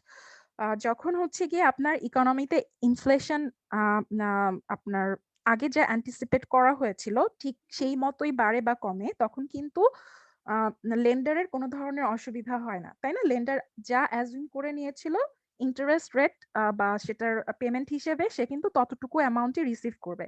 মনে করেন যে সে ধরে নিয়েছে যে সামনের মান্থের জন্য বা সামনের ফিসকাল ইয়ারের জন্য হচ্ছে আপনার ইনফ্লেশন রেট থাকবে হচ্ছে কি 6%, তাহলে সে হচ্ছে গিয়ে তার রিয়েল ইন্টারেস্ট রেট আছে 5%, তার সাথে ইনফ্লেশন অ্যাড করে টোটাল 11% যে ফান্ডটা সে লেন্ড করছে সেটার উপরে চার্জ করবে। এখন বড়োয়ার কি করলো, বড়োয়ারও হচ্ছে গিয়ে অ্যাজিউম করে নিল। হাউএভার বড়োয়ার দেখলো যে না, সামনের যেই সাইকেলটা আছে সেই সাইকেলে হচ্ছে গিয়ে অ্যাকচুয়ালি 11% না, তার নমিনাল ইন্টারেস্ট রেট আসছে হচ্ছে গিয়ে 12%। এখন যদি কোনোভাবে বড়োয়ারের যে অ্যাসাম্পশনটা ছিল 12%-এর, অর্থাৎ higher inflation rate, real interest rate কিন্তু ওদের দুইজনের জন্যই সমান, দুইজনের জন্যই, ওরা দুইজনেই ধরে নিচ্ছে যে এটা 5%। হাউএভার বড়োয়ার কি করছে, বড়োয়ার হচ্ছে গিয়ে ধরে নিচ্ছে যে ইনফ্লেশন রেটটা হচ্ছে আপনার 7%, আর লেন্ডার অ্যাজিউম করছে যে ওই রেটটা হচ্ছে গিয়ে 6%। এখন ধরেন যদি সামনের টার্মে গিয়ে বড়োয়ারের যে অ্যাসাম্পশনটা সেটা ট্রু হয়, তাহলে লসটা কার হবে বলতে পারেন? Who will be the ma'am loser? লেন্ডারের।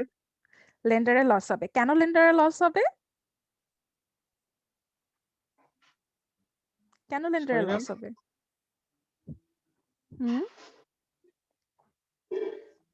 Ma'am lender যে অ্যান্টিসিপেট করছিল ওই অনুযায়ী তো ইনফ্লেশন রেট, মানে ওর অ্যান্টিসিপেশন অনুযায়ী অ্যাকচুয়াল যে ইন্টারেস্ট রেট আছে এক্স পোস্ট সেটার সঙ্গে ম্যাচ করে না, এই জন্য তো লেন্ডারেরই লস হওয়ার কথা। অর্থাৎ তার হচ্ছে 5% রেটে রিয়েল ইন্টারেস্ট রিসিভ করার কথা ছিল, তাই না? কিন্তু ইনফ্লেশন যেহেতু সে যা অ্যান্টিসিপেট করেছিল তার চাইতে 1% বেড়ে গেছে, সে কারণে তার যেই রিসিপ্টটা সেটা কমে যাবে না? সোজা হ্যাঁ। ভাষায় বলতে গেলে তার ইনকামের ভ্যালু কমে যাবে। As a result lender would be at the losing and.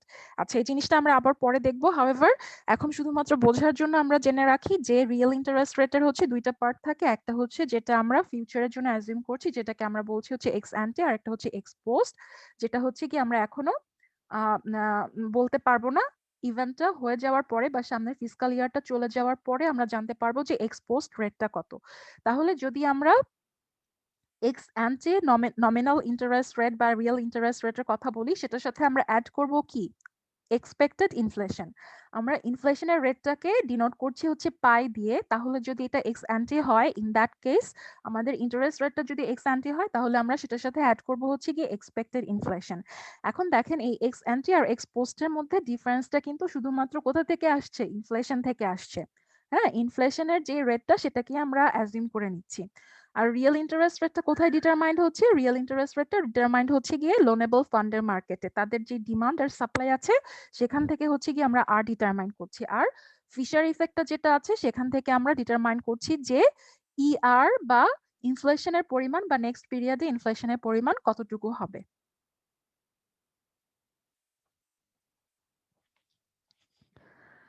So we want to know what is the cost of holding money. The cost of holding money would be what?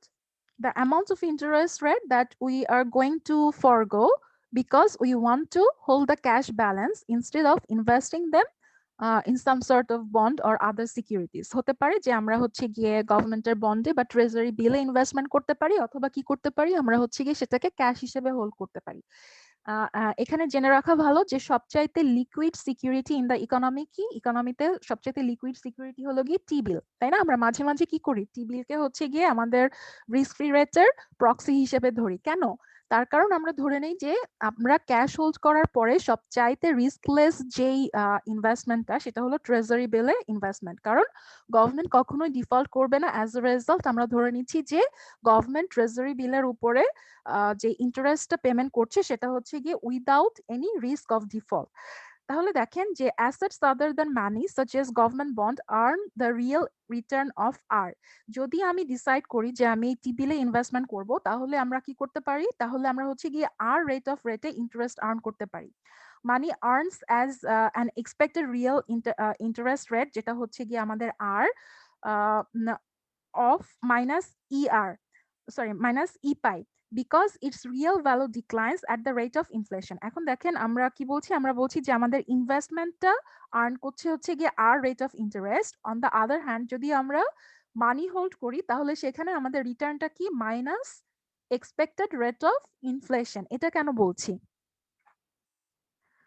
এটা আমরা এই কারণে বলছি যে যদি আমি ক্যাশ হোল্ড করি তাহলে চান্স আছে যে নেক্সট পিরিয়ডে কি হবে, ইনফ্লেশন রেট বেড়ে যাবে। তাহলে ইনফ্লেশন রেট বেড়ে গেলে আজকে আমার 100 টাকার যা ভ্যালু, আগামী বছর হয়তো বা 100 টাকার সেম ভ্যালু থাকবে না। যদি ইকোনমিতে 6% রেটে ইনফ্লেশন রেট বেড়ে যায় তাহলে কি হবে, আমাদের টাকার ভ্যালু কিন্তু 6% রেটে কমে যাবে। অর্থাৎ আমার যদি এখন যে মানিটা হোল্ড করছি সেটার ভ্যালু থাকে আমার কাছে 100 টাকা, তাহলে নেক্সট ইয়ারে গিয়ে সেটার ভ্যালু কত হয়ে যাবে, 94 টাকা হয়ে যাবে, তাই না? তার কারণ কি? তার কারণ হলো যে অ্যাকচুয়ালি আমাদের ইকোনমিতে ইনফ্লেশন বেড়ে যাচ্ছে এবং অ্যাজ আ রেজাল্ট আজকে মানির যে ভ্যালু, আগামীকালকে মানির সেই ভ্যালুটা আমরা আর্ন করতে পারছি না। অন দ্য আদার হ্যান্ড আমরা যদি বন্ডে ইনভেস্টমেন্ট করতাম, ধরে নেন যে সেখান থেকে আমরা হচ্ছে গিয়ে নমিনাল রেট অফ ইন্টারেস্ট 10% পেতাম, তাহলে এখানে আমাদের রিয়েল রিটার্ন কত হতো বলেন তো? 4%।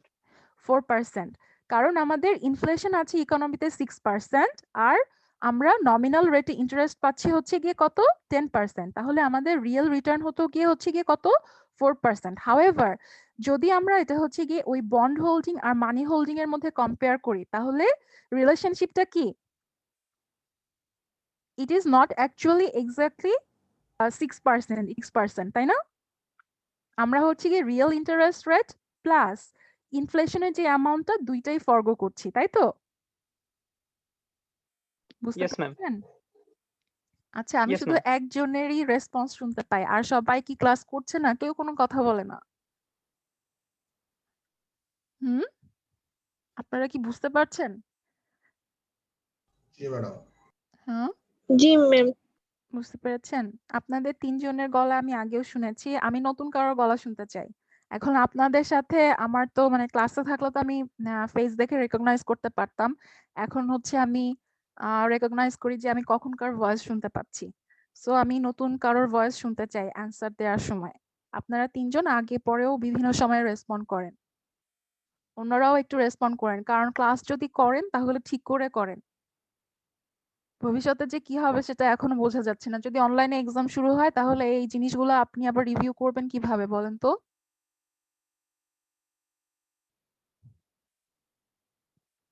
এনিওয়েজ, যেটা বলছিলাম যে যদি আমরা ক্যাশ হোল্ড করি তাহলে আমাদের জন্য হচ্ছে শুধুমাত্র রিয়েল ইন্টারেস্ট রেটটাই না, আমাদের জন্য হচ্ছে ইনফ্লেশনের রেটটাও লস হয়ে যাচ্ছে।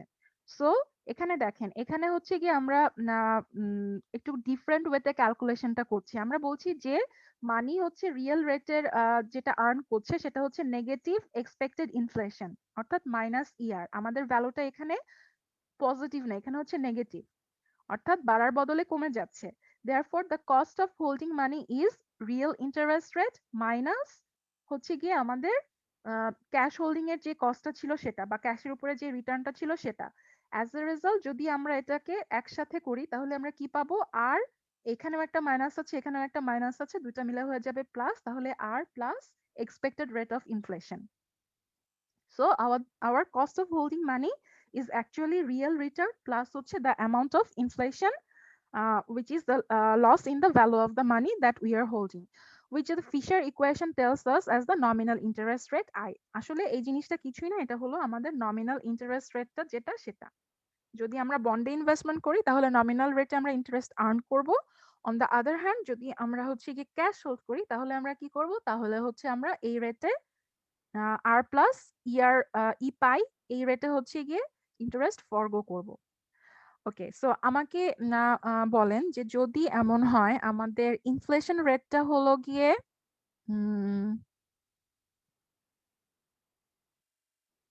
আচ্ছা না, এটা এখানে এই এক্সাম্পলটা এখানে দেওয়া যাবে না, এটা আমি পরে দিব। মাঝে মাঝে ইকোনমিতে যেটা হয় সেটা হচ্ছে যে আমাদের নমিনাল ইন্টারেস্ট রেট যেটা সেটা হচ্ছে গিয়ে আপনার ইনফ্লেশন রেটের চাইতে কম।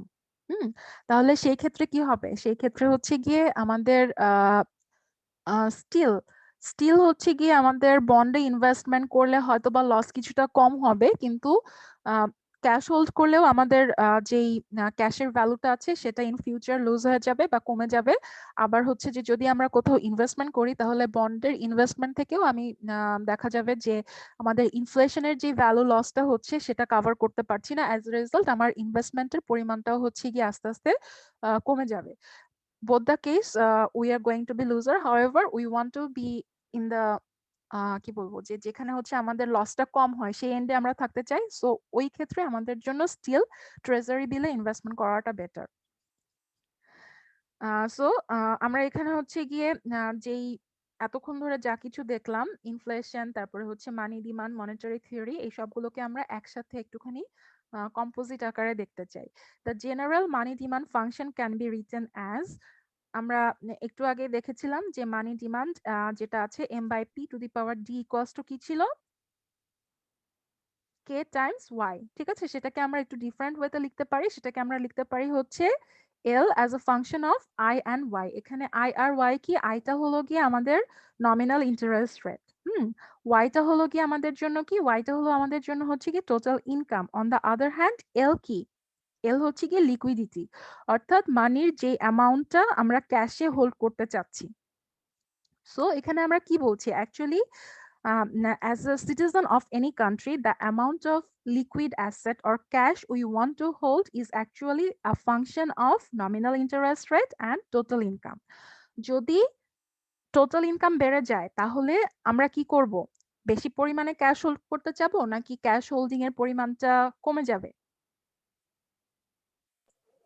কমে যাবে। কমে যাবে, কমে পরিমাণ যাবে। কমে যাবে ম্যাডাম। আমাদের টোটাল ইনকাম বাড়ছে, তাহলে সেটার সাথে আমাদের ক্যাশ হোল্ডিং কি বাড়বে না ক্যাশ হোল্ডিং কমবে? ম্যাডাম বেড়ে যাবে ম্যাম তাহলে। আমাদের অ্যামাউন্ট অফ ক্যাশ হোল্ডিং বাড়তে পারে, বাট পার্সেন্টেজ ক্যাশ হোল্ডিং তো কমার কথা।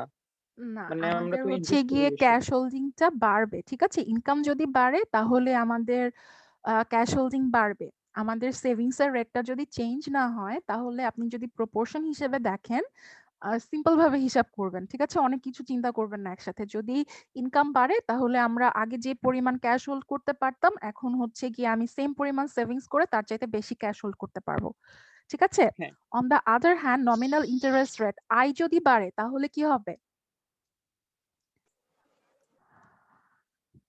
আয় বেড়ে গেলে কি হবে?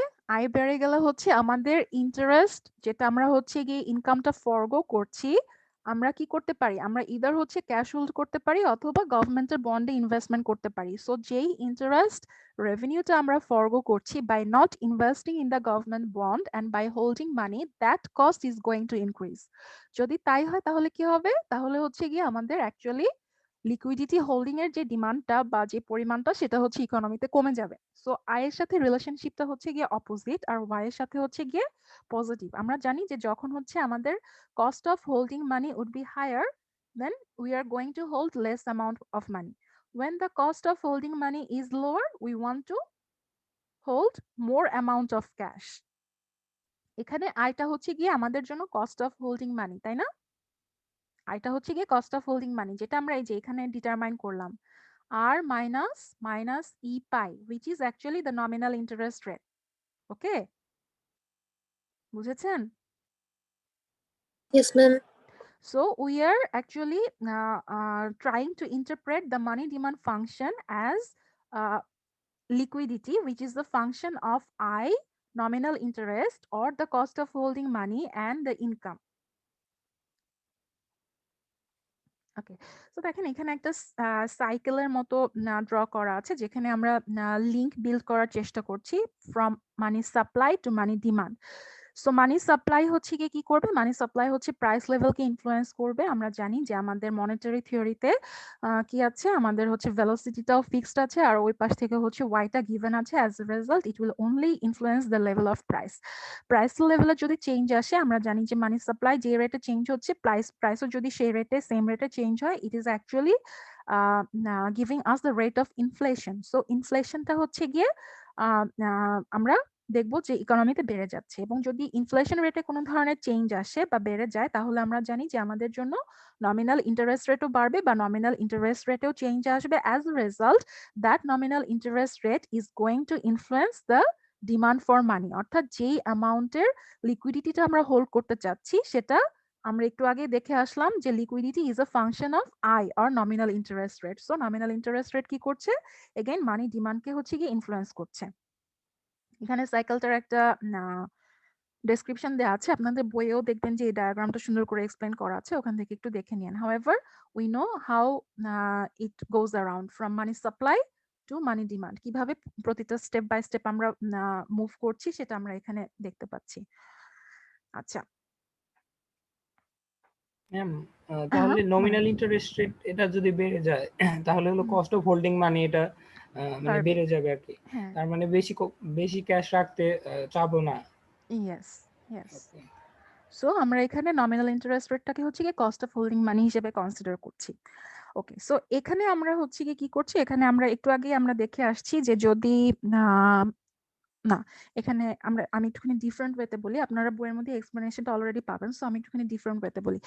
না, যদি আমরা মানি ডিমান্ড আর মানি সাপ্লাই এর কথা বলি, আমরা হচ্ছে গিয়ে ইকোনমিতে কিন্তু সবসময় কোন লেভেলটার কথা বলি, আমরা ইকুইলিব্রিয়াম লেভেলের কথা বলি না।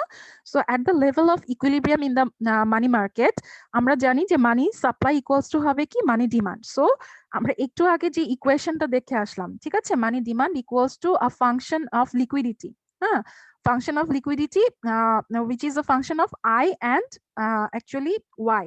So সেটাকে হচ্ছে কি আমরা মানি সাপ্লাই দিয়ে রিপ্লেস করতে পারি, অর্থাৎ রাইট হ্যান্ড সাইডটা যেটা হচ্ছে L is a function of I and Y, সেটাকে ঠিক রেখে আমরা লেফট হ্যান্ড সাইডে যেখানে আমাদের ছিল হচ্ছে মানি ডিমান্ড, অর্থাৎ রিয়েল মানি ডিমান্ড M/P⁴ সেটাকে আমরা মানি সাপ্লাই দিয়ে রিপ্লেস করতে পারি, which is M/P।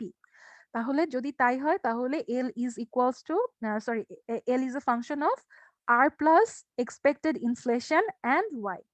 So this equation states that the level of real money balances depends on the expected rate of inflation.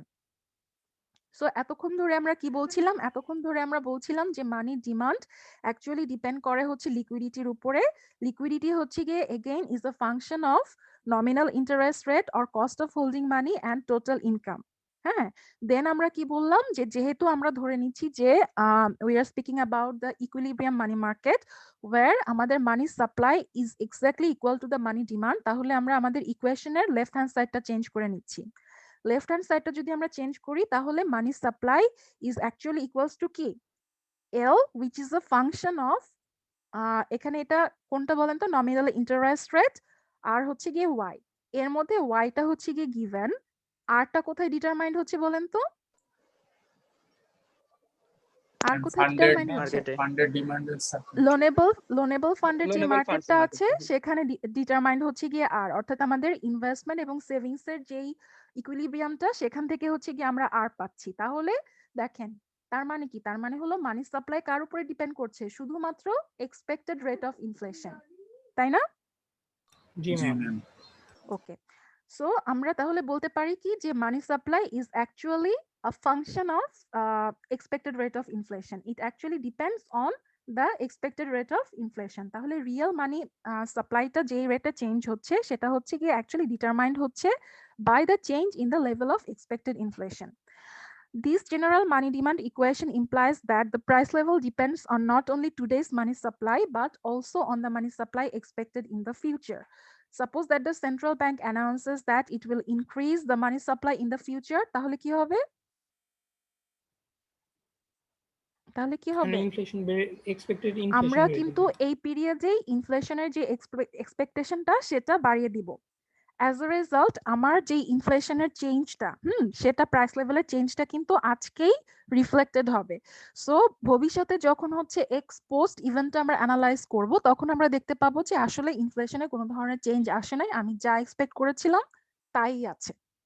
ঠিক আছে, এখন সমস্যা হতে পারে অন্য আরেকটা জায়গায়। ধরেন গভর্নমেন্ট যেই রেটে মানি সাপ্লাই চেঞ্জ করবে বলেছিল, নট গভর্নমেন্ট, সেন্ট্রাল ব্যাংক, সেই রেটে অ্যাকচুয়ালি মানি সাপ্লাই চেঞ্জ হলো না, তাহলে হচ্ছে কি আমার এক্স অ্যান্টির সাথে এক্স পোস্টটা মিলবে না। হাউএভার যদি আমরা ধরে নেই যে সেন্ট্রাল ব্যাংক যেই অ্যানাউন্সমেন্টটা করেছে, যতটুকু আমাদের মানি সাপ্লাই বাড়ানোর কথা ছিল ঠিক ততটুকুই মানি সাপ্লাই বেড়েছে, তাহলে কি হবে আমাদের এক্স অ্যান্টি আর এক্স পোস্টের যেই ভ্যালুটা দুইটা হবে হচ্ছে গিয়ে এক সমান। এবং যদি আমরা আজকে বসে ক্যালকুলেশনটা করি, আমার ইনফ্লেশনের এক্সপেকটেশনটা যদি আমি আজকেই চেঞ্জ করে ফেলি, তাহলে ইন ফিউচার আমাদের মানি সাপ্লাই এবং মানি ডিমান্ডের যে ভ্যালু সেখানে কোনো ধরনের চেঞ্জ আসবে না, ইনফ্লেশনের লেভেলেও কোনো চেঞ্জ আসবে না। এই কারণে বলা হচ্ছে যে ফিউচারের জন্য যে এক্সপেকটেশনটা সেটার উপরেও অ্যাকচুয়ালি ডিপেন্ড করে যে আমার আজকের প্রাইস লেভেলের চেঞ্জটা কতখানি হবে। আমি শুধুমাত্র আজকের যেই মানি সাপ্লাই সেটার কথাই চিন্তা করব না, আমি চিন্তা করব যে ফিউচারে ইনফ্লেশনের অ্যাডজাস্টমেন্টটা কিরকম হতে পারে, সেটার উপরে ডিপেন্ড করে হচ্ছে কি আমি আজকে ডিটারমাইন করব যে আমার ইন্টারেস্ট রেট কতটুকু হবে, আমার ইনফ্লেশন কতটুকু হবে, এবং অ্যাজ এ রেজাল্ট আমার মানি ডিমান্ড কতখানি হবে। ওকে, সো দ্যাটস ওয়াই কি বলা হচ্ছে যে this announcement causes people to expect higher money growth and higher inflation.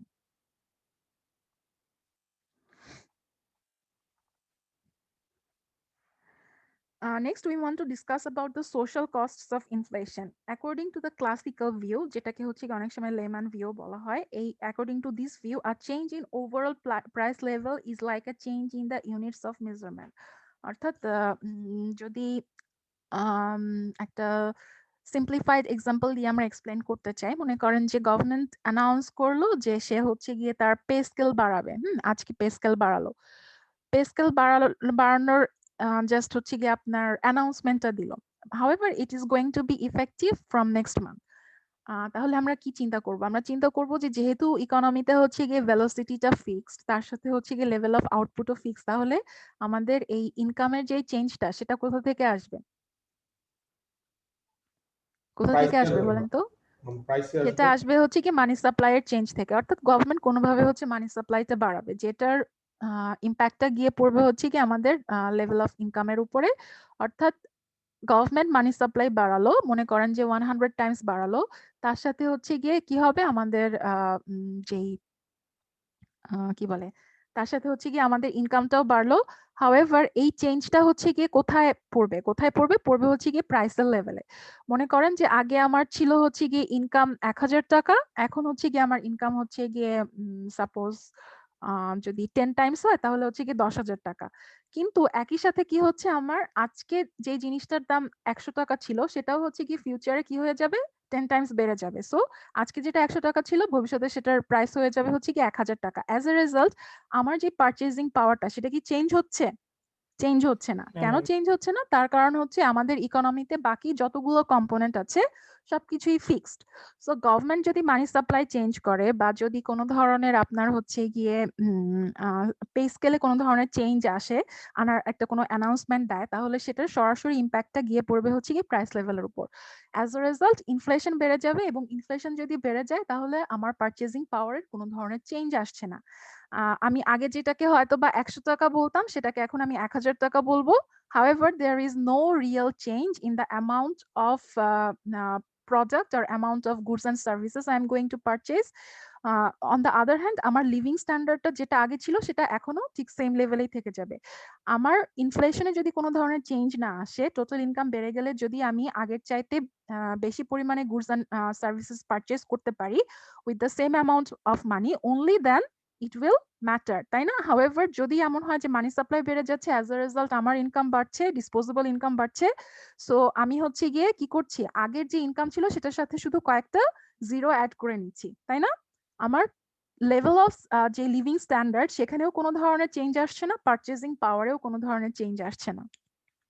G ma'am. So inflation to them is like a change in the measurement unit and nothing else. However, the costs of inflation are small, at least for the moderate rate of inflation that most countries have experienced in recent year. অর্থাৎ বলা হচ্ছে যে moderate রেটে যদি inflation কোনো একটা ইকোনমিতে থাকে তাহলে সেটা হচ্ছে কি ওই কান্ট্রির জন্য ভালো। আমি শিওর যে আপনারা অলরেডি এটা জানেন যে ইনফ্লেশন থাকলে হচ্ছে যারা এক্সপোর্ট ওরিয়েন্টেড কান্ট্রি তাদের জন্য খুব সুবিধা হয়। কেন? ম্যাডাম গুডস এর দাম কমে যায় ম্যাডাম। না, তারা যে পেমেন্টটা করবে সেটার ভ্যালুটা হচ্ছে গিয়ে অ্যাকচুয়ালি কমে যায়। সো আপনার কন্ট্রাক্টে যদি আগে থাকে, আচ্ছা এটা এখানে থাকুক, আপনারা এক্সচেঞ্জ রেটের মধ্যে ওটা শিখবেন। সো সোজা ভাষায় বলতে গেলে small amount of inflation is actually good for the economy. Just we need to remember যে যারা হচ্ছে এক্সপোর্ট ওরিয়েন্টেড কান্ট্রি তাদের জন্য হচ্ছে গিয়ে কারেন্সি ডিভ্যালুয়েশন এবং little amount of inflation actually works as a benefit, not as something negative. Okay.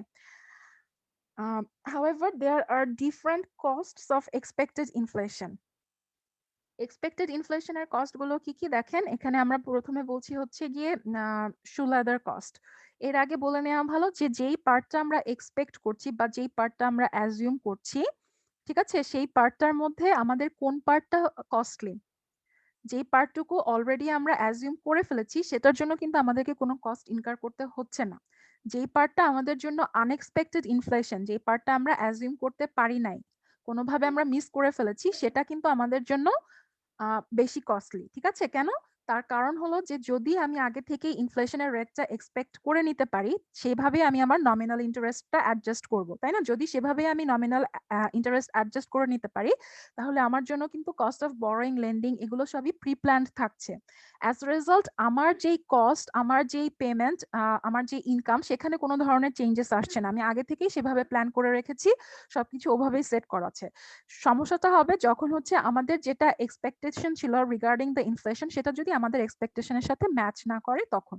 তাহলে দেখেন এখানে আমরা যে এক্সপেকটেশনটা, যে ইনফ্লেশনের কথা বলছি সেটা হচ্ছে expected inflation. First of all, shoe leather cost, the cost of inconveniences of reducing money balances to avoid the inflation tax. এই ক্ষেত্রে আমাদেরকে বেশি বার হচ্ছে ব্যাংকে যেতে হবে বা এটিএম মেশিনে যেতে হবে এবং বেশি পরিমাণে হচ্ছে গিয়ে মানি উইথড্র করতে হবে। আমাদের কাছে রিয়েল মানির ব্যালেন্স যদি কমে যায় তাহলে আমাদেরকে কি করতে হবে, ইনফ্লেশন ট্যাক্স পেমেন্ট করতে হবে। অর্থাৎ এটা হচ্ছে গিয়ে সবচাইতে বেসিক কস্ট অফ ইনফ্লেশন, যেটা আমরা বলছি যে in terms of transfer of value from the citizen two the government. Okay, same monthly spending but lower average money holding means more frequent trips to the bank to withdraw smaller amounts of cash. প্রতিবারে হচ্ছে কি আমাদেরকে কি করতে হবে, smaller amount of cash withdraw করতে হবে। কেন? তার কারণ হচ্ছে যে আমি আজকে 100 টাকা দিয়ে যে পেমেন্টটা করতে পারছি, আগামীকালকে হয়তো বা সেম পেমেন্টটা করার জন্য আমার লাগবে হচ্ছে 1000 টাকা। যেহেতু আমার ইনকামের পরিমাণ বাড়ে নাই, সো আমাকে কি করতে হবে, বারবার হচ্ছে এটিএম মেশিনে যেতে হবে বা ব্যাংকে যেতে হবে to withdraw money in small amounts. So এটাকে আমরা বলছি হচ্ছে কি shoe leather cost. Also interest rate plays an important role here. ঠিক আছে? আমরা ততটুকু পরিমাণই হচ্ছে গিয়ে মানি হোল্ড করতে চাবো যতক্ষণ পর্যন্ত হচ্ছে আমাদের কি বলে, আমাদের যে কস্টটা যেটা আমরা হচ্ছে ফরগো করছি সেটা আমাদের বেনিফিটটা যেটা আমরা আর্ন করছি সেটা সমান হবে। ওকে, অত কমপ্লিকেটেড ভাবে চিন্তা করার দরকার নাই, শুধু আমাদের এইটুকু মনে রাখলেই হবে যেহেতু আমাদের cost of holding money same আছে, সো আমরা আগে যে পরিমাণে উইথড্র করতাম এখন আমি সেই পরিমাণেই উইথড্র করব from bank or from ATM. However আমাদের trip to the bank or to the ATM machine would now increase as the money will be less valuable. After that is the menu cost. Actually it is the cost of changing prices. মনে করেন যে আপনি যদি একটা ফার্মের কথা চিন্তা করেন, তার কি করতে হবে, যতবার হচ্ছে গিয়ে প্রাইস চেঞ্জ হবে বা ইনফ্লেশন বাড়বে নতুন করে তার জন্য হচ্ছে গিয়ে প্রাইস ট্যাগ প্রিন্ট করতে হবে। যদি আপনি রেস্টুরেন্টের কথা চিন্তা করেন তাহলে তাদেরকে কি করতে হবে, নতুন করে হচ্ছে গিয়ে আবার মেনু প্রিপেয়ার করতে হবে, সেগুলোকে প্রিন্ট করতে হবে বাই চেঞ্জিং দ্য প্রাইসেস। এখানে সেটার কথাই বলা হয়েছে costs of printing new menus, cost of printing and mailing a new catalog. The higher is inflation, the more frequently firms must change their prices and incur these costs. Relative price distortion, firms facing menu cost change prices infrequently. A firm issues new catalog each January. As the general price level rises throughout the year, the firm's relative price will fall. অর্থাৎ সে যদি প্রতি বছর একবার করে price change করে, হ্যাঁ, তাহলে কি হবে, তার হচ্ছে রিলেটিভ যে ইনকামটা সেটা কমে যাবে, তাই না? যেমন ধরেন অনেক সময় কিছু কিছু সেক্টরের নিয়ম থাকে যে কোনো কোনো ইন্ডাস্ট্রিতে এরকম একটা রুল থাকে যে বছরে এতবারের বেশি হচ্ছে প্রাইসটা চেঞ্জ করা যাবে না বা ক্যাটালগ চেঞ্জ করা যাবে না। সো তারা যতক্ষণ পর্যন্ত প্রাইসের লেভেলে অ্যাডজাস্টমেন্ট না আনতে পারছে ততক্ষণ পর্যন্ত কি হচ্ছে, actually they are forgoing their own income, তাই না? যেহেতু আগে তারা যে ইনকামটা আর্ন করতো এখন সেম লেভেলে ইনকাম আর্ন করলে সেটা লেস ভ্যালুয়েবল হবে তাদের জন্য due to the increase in the inflation. However, this inflation is which one? The expected one, not the unexpected one. Okay, then unfair tax treatment. Some taxes are not adjusted to account for inflation, such as the capital gain tax. আমাদের দেশে capital gain tax নাই, শুধুমাত্র যখন হচ্ছে আমরা ইনভেস্টমেন্টটা কি বলে, যখন হচ্ছে কি আমরা ইনভেস্টমেন্টটা উইথড্র করে নিয়ে আসবো তখন হচ্ছে কি ক্যাপিটাল গেইন ট্যাক্স অ্যাপ্লিকেবল হবে। হাউএভার ফর সাম কান্ট্রি তাদের জন্য হচ্ছে ইনভেস্টমেন্টের উপরে প্রতি ফিসকাল ইয়ারে ক্যাপিটাল গেইন ট্যাক্স পেমেন্ট করতে হয়। আমাদের যে কোনো ইনভেস্টমেন্ট থেকে ইনকাম দুইটা পার্টে আসে, একটা হচ্ছে যে আমাদের প্রিন্সিপাল অ্যামাউন্টটা যেটা সেটার চেঞ্জটা, আর একটা হচ্ছে ইন্টারেস্টের যে ইনকামটা সেটা। মনে করেন যে আপনি শেয়ারে যদি ইনভেস্টমেন্ট করেন তাহলে আপনার দুই ধরনের ইনকাম হতে পারে। একটা হচ্ছে যে আপনার শেয়ারের প্রাইস বেড়ে যেতে পারে, আর একটা হতে পারে যে আপনি শেয়ার থেকে ডিভিডেন্ড পেতে পারেন। তাহলে শেয়ারের প্রাইসের যে চেঞ্জটা এক্ষেত্রে সেটা হবে হচ্ছে আমাদের জন্য capital gain income. Okay, then there is also general inconvenience. Inflation makes it harder to compare nominal values from different time periods. This complicates long-range financial planning. Okay, however, the real cost of inflation is the unexpected inflation cost. What it does, it actually rearranges or redistributes the purchasing power. ঠিক আছে, many long-term contracts not indexed but based on expected inflation.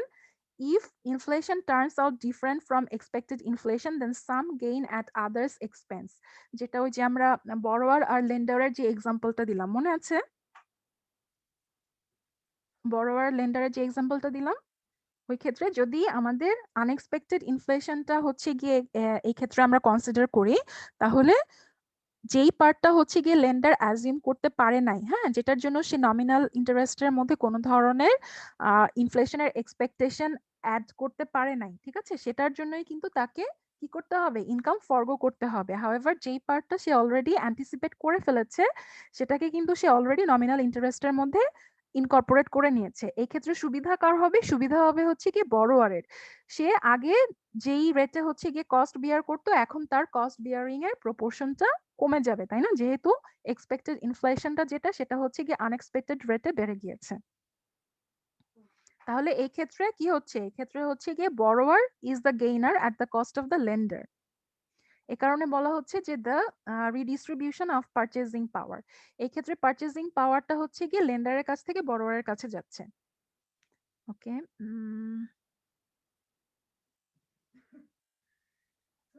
এটা কি উল্টা হতে ততটা বিপরীতটা important হতে না। পারে কি, বড়োয়ার হ্যাঁ লেন্ডার ইমপ্যাক্টটা হ্যাঁ, এটা যে কোনো ভাবেই রিভার্স হতে ইমপ্যাক্ট পারে। তো হতে পারে। হ্যাঁ হ্যাঁ, অবশ্যই হতে পারে, কিন্তু নরমালি হচ্ছে নমিনাল ইন্টারেস্টের যে মার্কেটটা সেটা হচ্ছে গিয়ে খুবই দেখা যায় যে আপনার কম্পিটিটিভ। অ্যাজ এ রেজাল্ট যদি ইনফ্লেশন বেড়ে যায় এবং সেটা যদি সেইভাবে মার্ক আপ করা না থাকে তাহলে লেন্ডার যদি অ্যাডজাস্ট না করতে পারে, হ্যাঁ, লসটা দেখা যায় যে লেন্ডারেরই হয়। হাউএভার কোনো কোনো লোনে কিন্তু হচ্ছে আপনার এই ধরনের রুল থাকে যে এত টা নির্দিষ্ট সময় পর পর সে হচ্ছে গিয়ে এই জিনিসটাকে রিস্কেজুয়াল করতে পারবে, ইন্টারেস্ট রেট রিভাইজ করতে পারবে, হ্যাঁ।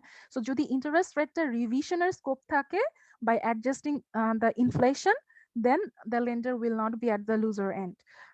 কিন্তু ইনফ্লেশনের যে অ্যাডজাস্টমেন্টটা তার চাইতে হায়ার রেটে হচ্ছে গিয়ে আপনার ইন্টারেস্ট চার্জ করছে, সেটা হয়তো বা আমাদের মতো ইকোনমিতেই পসিবল। এখানে আমরা যেহেতু ইউএস এর বই পড়ছি তাই আমরা উল্টাভাবে বলছি, আমাদের দেশের জন্য আবার এটা হচ্ছে দেখা যায় যে বড়োয়ারের কাছে বেশিরভাগ সময় ট্রান্সফার হয়ে যায়।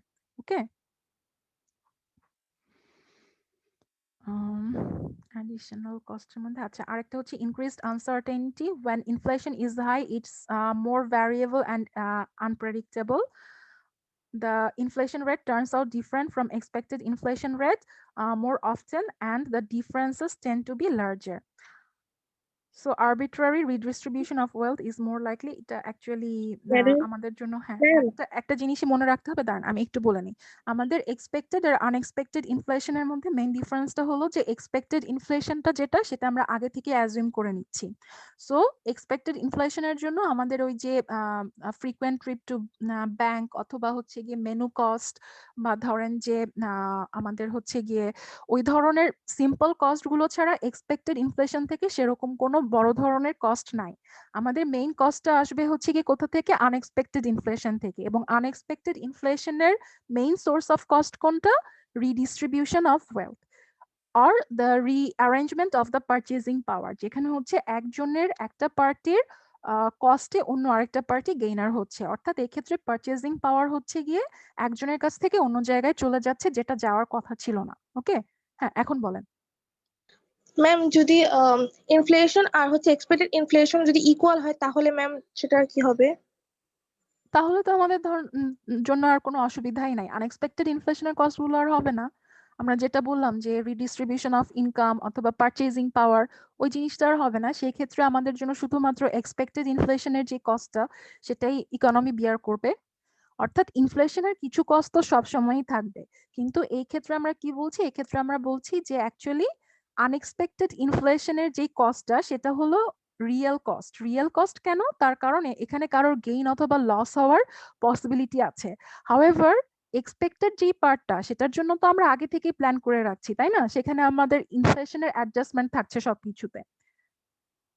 বুঝতে পেরেছেন? থ্যাংক ইউ ম্যাম, বুঝেছি ম্যাম। অর্থাৎ হচ্ছে যে আপনি যদি আগে থেকেই চিন্তা করে রাখতে পারেন যে আগামীকালকে রাস্তায় অনেক জ্যাম হবে, তাহলে আপনি কি করবেন? সেই মতোই আগে আগে বাসা থেকে বের হবেন না?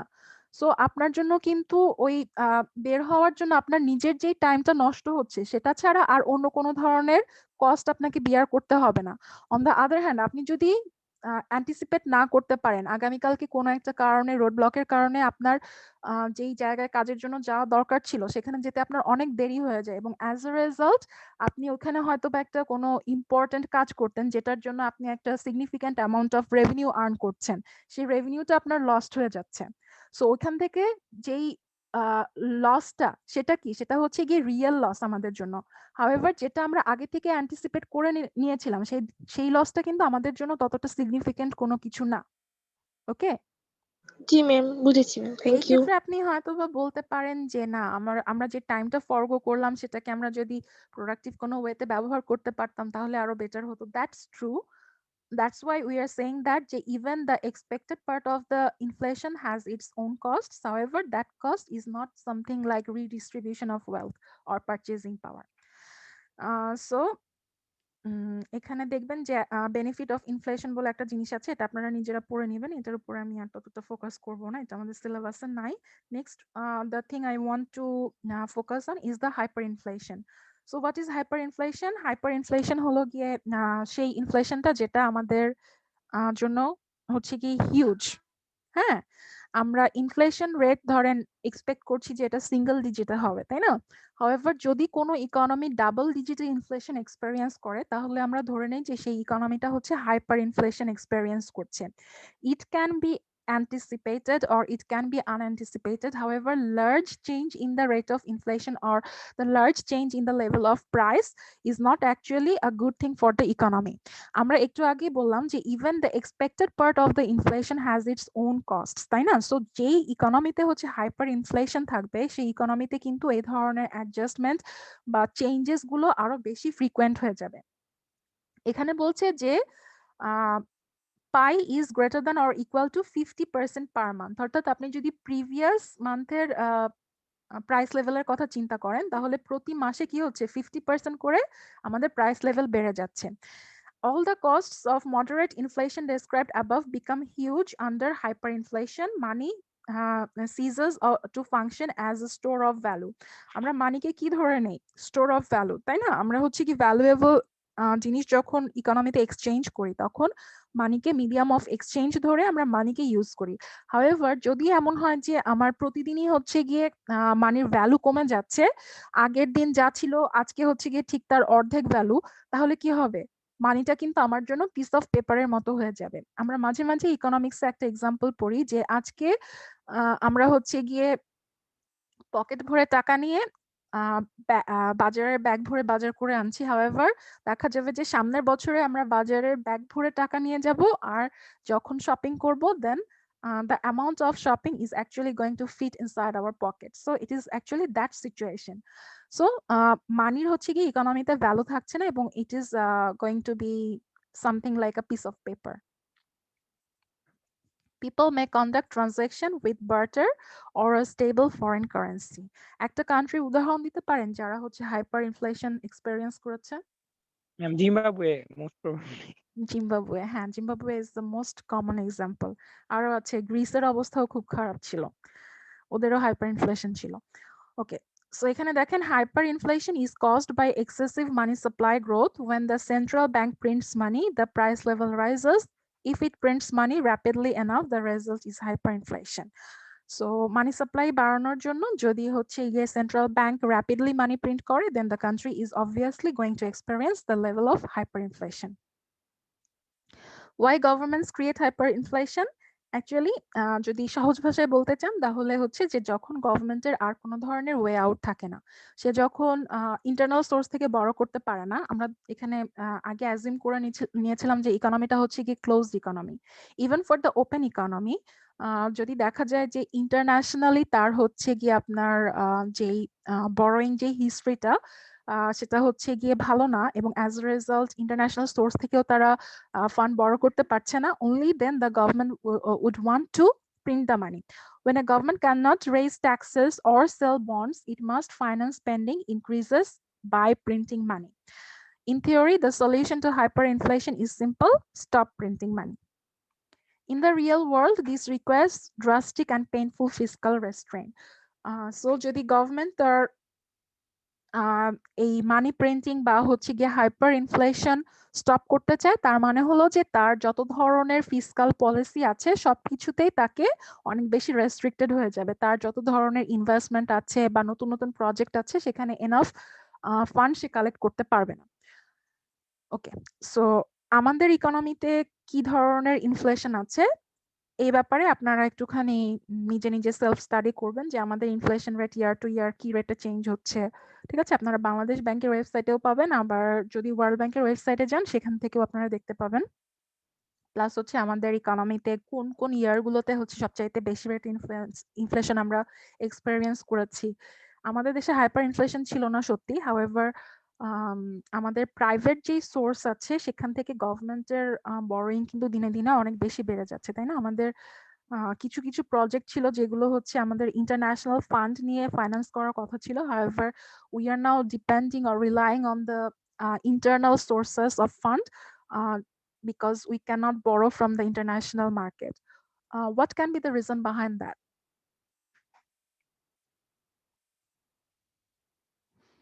Country credit rating এর কথা কি শুনেছেন? জি madam. So a country can experience the lack of fund from international sources যদি তার ক্রেডিট রেটিং হচ্ছে ইন্টারন্যাশনাল মার্কেটে কমে যায়। এক্ষেত্রে আপনারা যেটা দেখতে পারেন যে বাংলাদেশের ক্রেডিট রেটিং এর কি অবস্থা। হ্যাঁ, ক্রেডিট রেটিংটা বাড়ছে নাকি কমছে। যদি আমরা দেখি যে ক্রেডিট রেটিং কমে যাচ্ছে তাহলে আমরা একটা লিঙ্ক খুঁজে বের করতে পারি না যে ক্রেডিট রেটিংটা যেহেতু কমে যাচ্ছে এই কারণে হচ্ছে গিয়ে বাংলাদেশ কি করতে পারছে না, ইন্টারন্যাশনাল সোর্স থেকে বড় করতে পারছে না। যদি সেটা না হয় তাহলে কি হতে পারে? ম্যাডাম ইন্টারন্যাশনাল ব্যাংকগুলো এমন কোনো শর্ত আরোপ করছে যেটা বাংলাদেশের জন্য মানা সম্ভব না বা বাংলাদেশ মানতে বাধ্য না। ওকে, সো যদি গভর্নমেন্টের পক্ষে আসলে মানে ওই কন্ডিশন গুলো ফুলফিল করা পসিবল না হয়, which means যে তাদের পক্ষে ইন্টারন্যাশনাল সোর্স থেকে ফান্ড কালেক্ট করা পসিবল হচ্ছে না। ক্রেডিট রেটিং এরও একটা ইম্প্যাক্ট থাকতে পারে। আবার অ্যাজ এ কান্ট্রি লেভেল বিশেষ করে যদি আইএমএফ এর কাছ থেকে বড় করতে যায় তাহলে অনেক ধরনের কন্ডিশন থাকে। সেই কন্ডিশন গুলো দেখা যায় যে অনেক ক্ষেত্রে অনেকগুলো কান্ট্রি হচ্ছে গিয়ে ফুলফিল করতে পারছে না। আবার the level of the economy, মনে করেন যে ডেভেলপিং বা ফ্রন্টিয়ার কান্ট্রি গুলোর জন্য এক ধরনের রুল থাকে, আবার ডেভেলপ নেশনস গুলোর জন্য এক ধরনের রুল থাকে। এই ক্ষেত্রে রুলটা হওয়ার কথা ছিল উল্টো, অর্থাৎ ডেভেলপিং নেশনের জন্য বা ফ্রন্টিয়ার ইকোনমি গুলোর জন্য হচ্ছে আপনার রুলগুলো ইজিয়ার থাকার কথা ছিল। যেটা দেখা গেছে যে in case of international borrowing it's actually the opposite. Frontier economy যখন হচ্ছে কোথাও থেকে বড় করতে যায় তখন তাদের জন্য রুলস রেগুলেশনস গুলো অনেক বেশি কঠিন হয়ে যায় compare to when the developed countries they go for borrowing. তাদের দেখা যায় যে ইন্টারন্যাশনাল সোর্স থেকে হয়তো বা ততটা ফান্ড কালেক্ট করতে হয় না, কিন্তু তখন যখনই তারা হচ্ছে ইন্টারন্যাশনাল সোর্সে বড় করতে যায় তখনই দেখা যায় যে তারা খুব সহজ শর্তে সেই লোনগুলো কালেক্ট করতে পারে, যেটা sometimes is not possible for frontier economies. However, this actually happens when their credit rating is not as expected. তাদের ক্রেডিট রেটিং এ যদি সমস্যা থাকে বা কান্ট্রির গভর্নেন্স এর লেভেলে যদি কোনো ধরনের প্রবলেম থাকে, ঠিক আছে, অনেক ক্ষেত্রে দেখা যায় যে আপনার কিসের সাথে ওটাকে লিঙ্ক করে, হিউম্যান রাইটস এর সাথে হচ্ছে গিয়ে এটাকে লিঙ্ক করে। যদি কোনো কান্ট্রি হিউম্যান রাইট হচ্ছে গিয়ে কন্টিনিউয়াসলি ভায়োলেট করে তাহলে তাদের জন্য যেই বরোয়িং এর রুল গুলো সেগুলো অনেক বেশি রেস্ট্রিক্টেড হয়ে যায়। Okay, so that was about inflation. যেটা বললাম যে একটা ইকোনমিতে হচ্ছে গিয়ে small amount of inflation is not actually bad. যদি স্মল রেটে ইনফ্লেশন থাকে তাহলে আমরা ধরে নিতে পারি যে ওই ইকোনমিটা day to day actually grow করছে। আর যদি আমরা দেখি যে অ্যাকচুয়ালি কান্ট্রিতে ডিফ্লেশন হচ্ছে সেটা কি ইন্ডিকেট করে?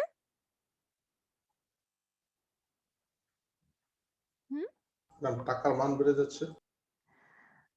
টাকার মান বেড়ে যাচ্ছে না, as a export price level কমে ওরিয়েন্টেড যাচ্ছে। কান্ট্রি, হ্যাঁ প্রাইস লেভেল কমে যাচ্ছে, ঠিক আছে।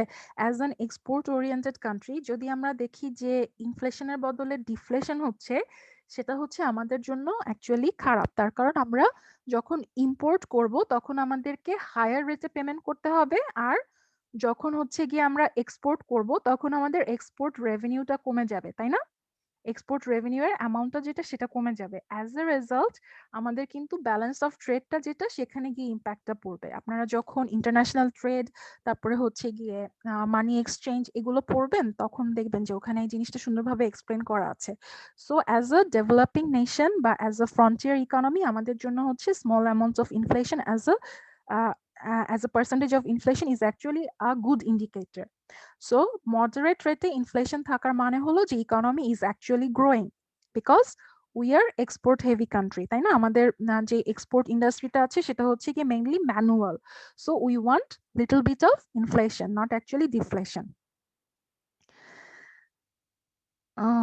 আচ্ছা, আমি হচ্ছে গিয়ে এই চ্যাপ্টার থেকে আপনাদেরকে অ্যাসাইনমেন্ট দিতে চেয়েছিলাম কিন্তু আমি দিচ্ছি না।